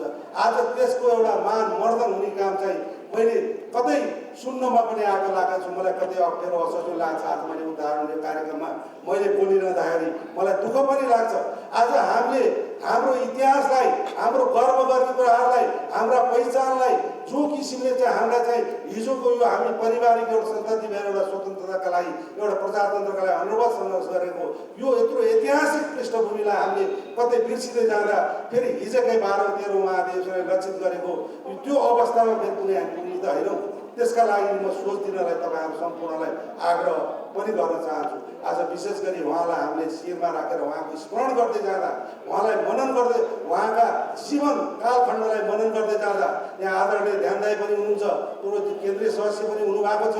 यो समग्र आदरणीय नेताहरू सम्पूर्ण हुनुहुन्छ। उहाँहरूका जीवनका गरेका घटनाक्रमहरूलाई लिँदा हामीलाई कतै कम्पन हुन्छ। हामीलाई त्यो किसिमको आवाज मात्रै गर्दा पनि हामीलाई त्यो सोच्न पनि परिकल्पना गर्ने गाह्रो अप्ठ्यारो पर्ने किसिमको परिस्थिति सिर्जना आउँछ। आज जीवनमा त्यत्रा गरेका मान्छेहरूलाई कसैबाट आश्रित, कसैबाट एउटा चाहिँ एउटा पुर्खौली भन्ने किसिमका शब्द चयन पनि गर्दा हामीबाट त्यस्तो नहोस् भन्नका लागि त्यो विनम्रतापूर्वक सम्पूर्णलाई म आग्रह गर्न चाहन्छु। र विशेष गरी आज यो काठमाडौँका सम्पूर्ण काङ्ग्रेसी जनहरू अहिले मैले भने आज यो अधिवेशनका क्रममा, यो घाटको क्रममा आज अहिले मेरो उद्घोष गराउने मित्र सचिवजीले भनिसक्नुभयो, सङ्गठन निर्माणका क्रममा गएर विविध कारणले गर्दा हिजो 10,000 12,000 क्रियाशीलले एउटा मतदान गरेर चाहिँ जानुपर्ने परिस्थिति थियो। आज त्यसलाई साङ्ग्रेर पार्टीले एउटा त्यसलाई स्पष्टता दिएर एउटा नेतृत्व तहबाट महानगरलाई र नगरपालिकालाई नेतृत्व चयन गर्नुपर्ने एउटा सङ्ख्यामा एउटा घटेर आज चाहिँ एउटा यो महानगरपालिकाले नै आज नेतृत्व पाउने, यो 13 उहाँहरू नेतृत्व पाउने सो अवसर छ। त्यो सो अवसरलाई सहज रूपमा एउटा संस्थागत रूपमा एउटा सम्पूर्ण कुराले एउटा भित्री आत्मादेखि त्यो सम्पूर्ण कुराहरूको यो सङ्गठनको हितलाई बुझेर त्यो नेतृत्व कायम गर्दै आज नेतृत्व स्थापित गर्नमा तपाईँहरूलाई आउनु भएको छ। त्यसका सफलताका लागि तपाईँहरू सम्पूर्णलाई म शुभकामना दिन चाहन्छु। म आफै पनि यो कुरामा शुभकामना म लिन चाहन्छु। किन भन्नुलाई आज सिङ्गो यो काठमाडौँ जिल्लाले एउटा गर्व गर्न लागेको आज एउटा सङ्गठन निर्माण हुँदैछ, जुन सङ्गठनले गर्दा हामी 10वटा निर्वाचन क्षेत्रलाई एउटा प्रभावित एउटा सङ्गठनलाई कुशल सङ्गठन निर्माण गर्नलाई महत्त्वपूर्ण भूमिका निर्वाह गर्ने महानगर समितिको आज निर्माण हुँदैछ। त्यो निर्माणका कुरामा हामी सबै सहभागी हुनेछौँ। त्यो सहभागिताका लागि तपाईँहरूलाई म आह्वान गर्न चाहन्छु। र आज म विशेष गरी भन्न चाहन्छु, तपाईँहरूले धेरैले बुझ्नु भएको छ, धेरैले सोच्नु भएको छ। यो मभन्दा नि तपाईँहरू सबैलाई थाहा छ। आज काठमाडौँ महानगरपालिकाको अधिवेशनले आज राष्ट्रको रूपमा एउटा सम्बोधन गर्छ, राष्ट्रिय रूपमा एउटा पहिचान दिलाउँछ। आज काठमाडौँ महानगरपालिकाले अधिवेशनका क्रममा नेतृत्व छान्ने जिम्मेवारी ल्याउने कुरामा कति संस्थागत र कति सद्भाव राखेर गर्यो। यो सम्पूर्ण कुराहरूको एउटा आवाज चाहिँ एउटा सिङ्गो राज्यलाई यो नेपाली काङ्ग्रेसको एउटा इतिहासमा भोलिसम्म एउटा चाहिँ उदाहरणीय रूपमा चाहिँ यो प्रस्तुत होस्। त्यसका लागि सबैको सहभागिता होस्, सबैले समन्वयकारी भूमिका होस्, उचित किसिमको एउटा संस्थागत रूपमा चाहिँ आफ्नो चाहिँ यसमा कार्य होस् भन्ने किसिमको तपाईँहरूलाई म सिङ्गो सङ्गठन तर्फबाट र मेरो व्यक्तिगत तर्फबाट तपाईँहरूलाई म चाहिँ त्यो आग्रह गर्न चाहन्छु। अघि नै मैले भने हामीले धेरै स्मरण गर्नुपर्छ, धेरै सम्झना गर्नुपर्छ। आज यो काठमाडौँ भनेको, यो काठमाडौँको परिचय यो त्यसै काठमाडौँ बनेको छैन, त्यसै काठमाडौँले के गर्छ काङ्ग्रेसले भन्ने परिचय भएको छैन। हिजो मैले भने त्यस्ता सर्वोच्च शिखरको जन्मभूमि हो, त्यस्तो सर्वोच्च शिखरको कर्मभूमि हो। उहाँबाट चाहिँ सुरुवात भएको एउटा सङ्गठन निर्माणका कुरा हो। यसले गर्दा यो काठमाडौँले यसले ठुलो महत्त्व राख्ने भएको हुनाले मैले आज तपाईँहरू समक्ष सबैलाई आग्रह चाहन्छु, सबैले संयमित भएर एउटा शालीनतापूर्वक एउटा संस्थागत रूपमा अगाडि बढ्नुहोस्। र आदरणीय नेताहरू यहाँ अग्रज व्यक्तित्वहरू हुनुहुन्छ, सम्पूर्णबाट म यो समन्वयकारी भूमिका यो सङ्गठनलाई हिजोका भएका तिक्ततालाई न्यूनीकरण कुरा सकैभर यसलाई सम्पूर्ण कुराको निराकरण नभए यसलाई चाहिँ सकभर न्यूनीकरण गर्ने कुरामा सहयोग होस्, समन्वयकारी भूमिका होस्। त्यसका लागि म आग्रह गर्दै आज पुनः यहाँ उपस्थित हुनुभएका आदरणीय मित्रहरू, आदरणीय मेरा प्रमुख अतिथि, आदरणीय नेताहरू सम्पूर्णलाई स्वागत गर्दै यो सफलताको शुभकामना व्यक्त गर्दै बिदा लिन्छु। धन्यवाद। जय हिन्द।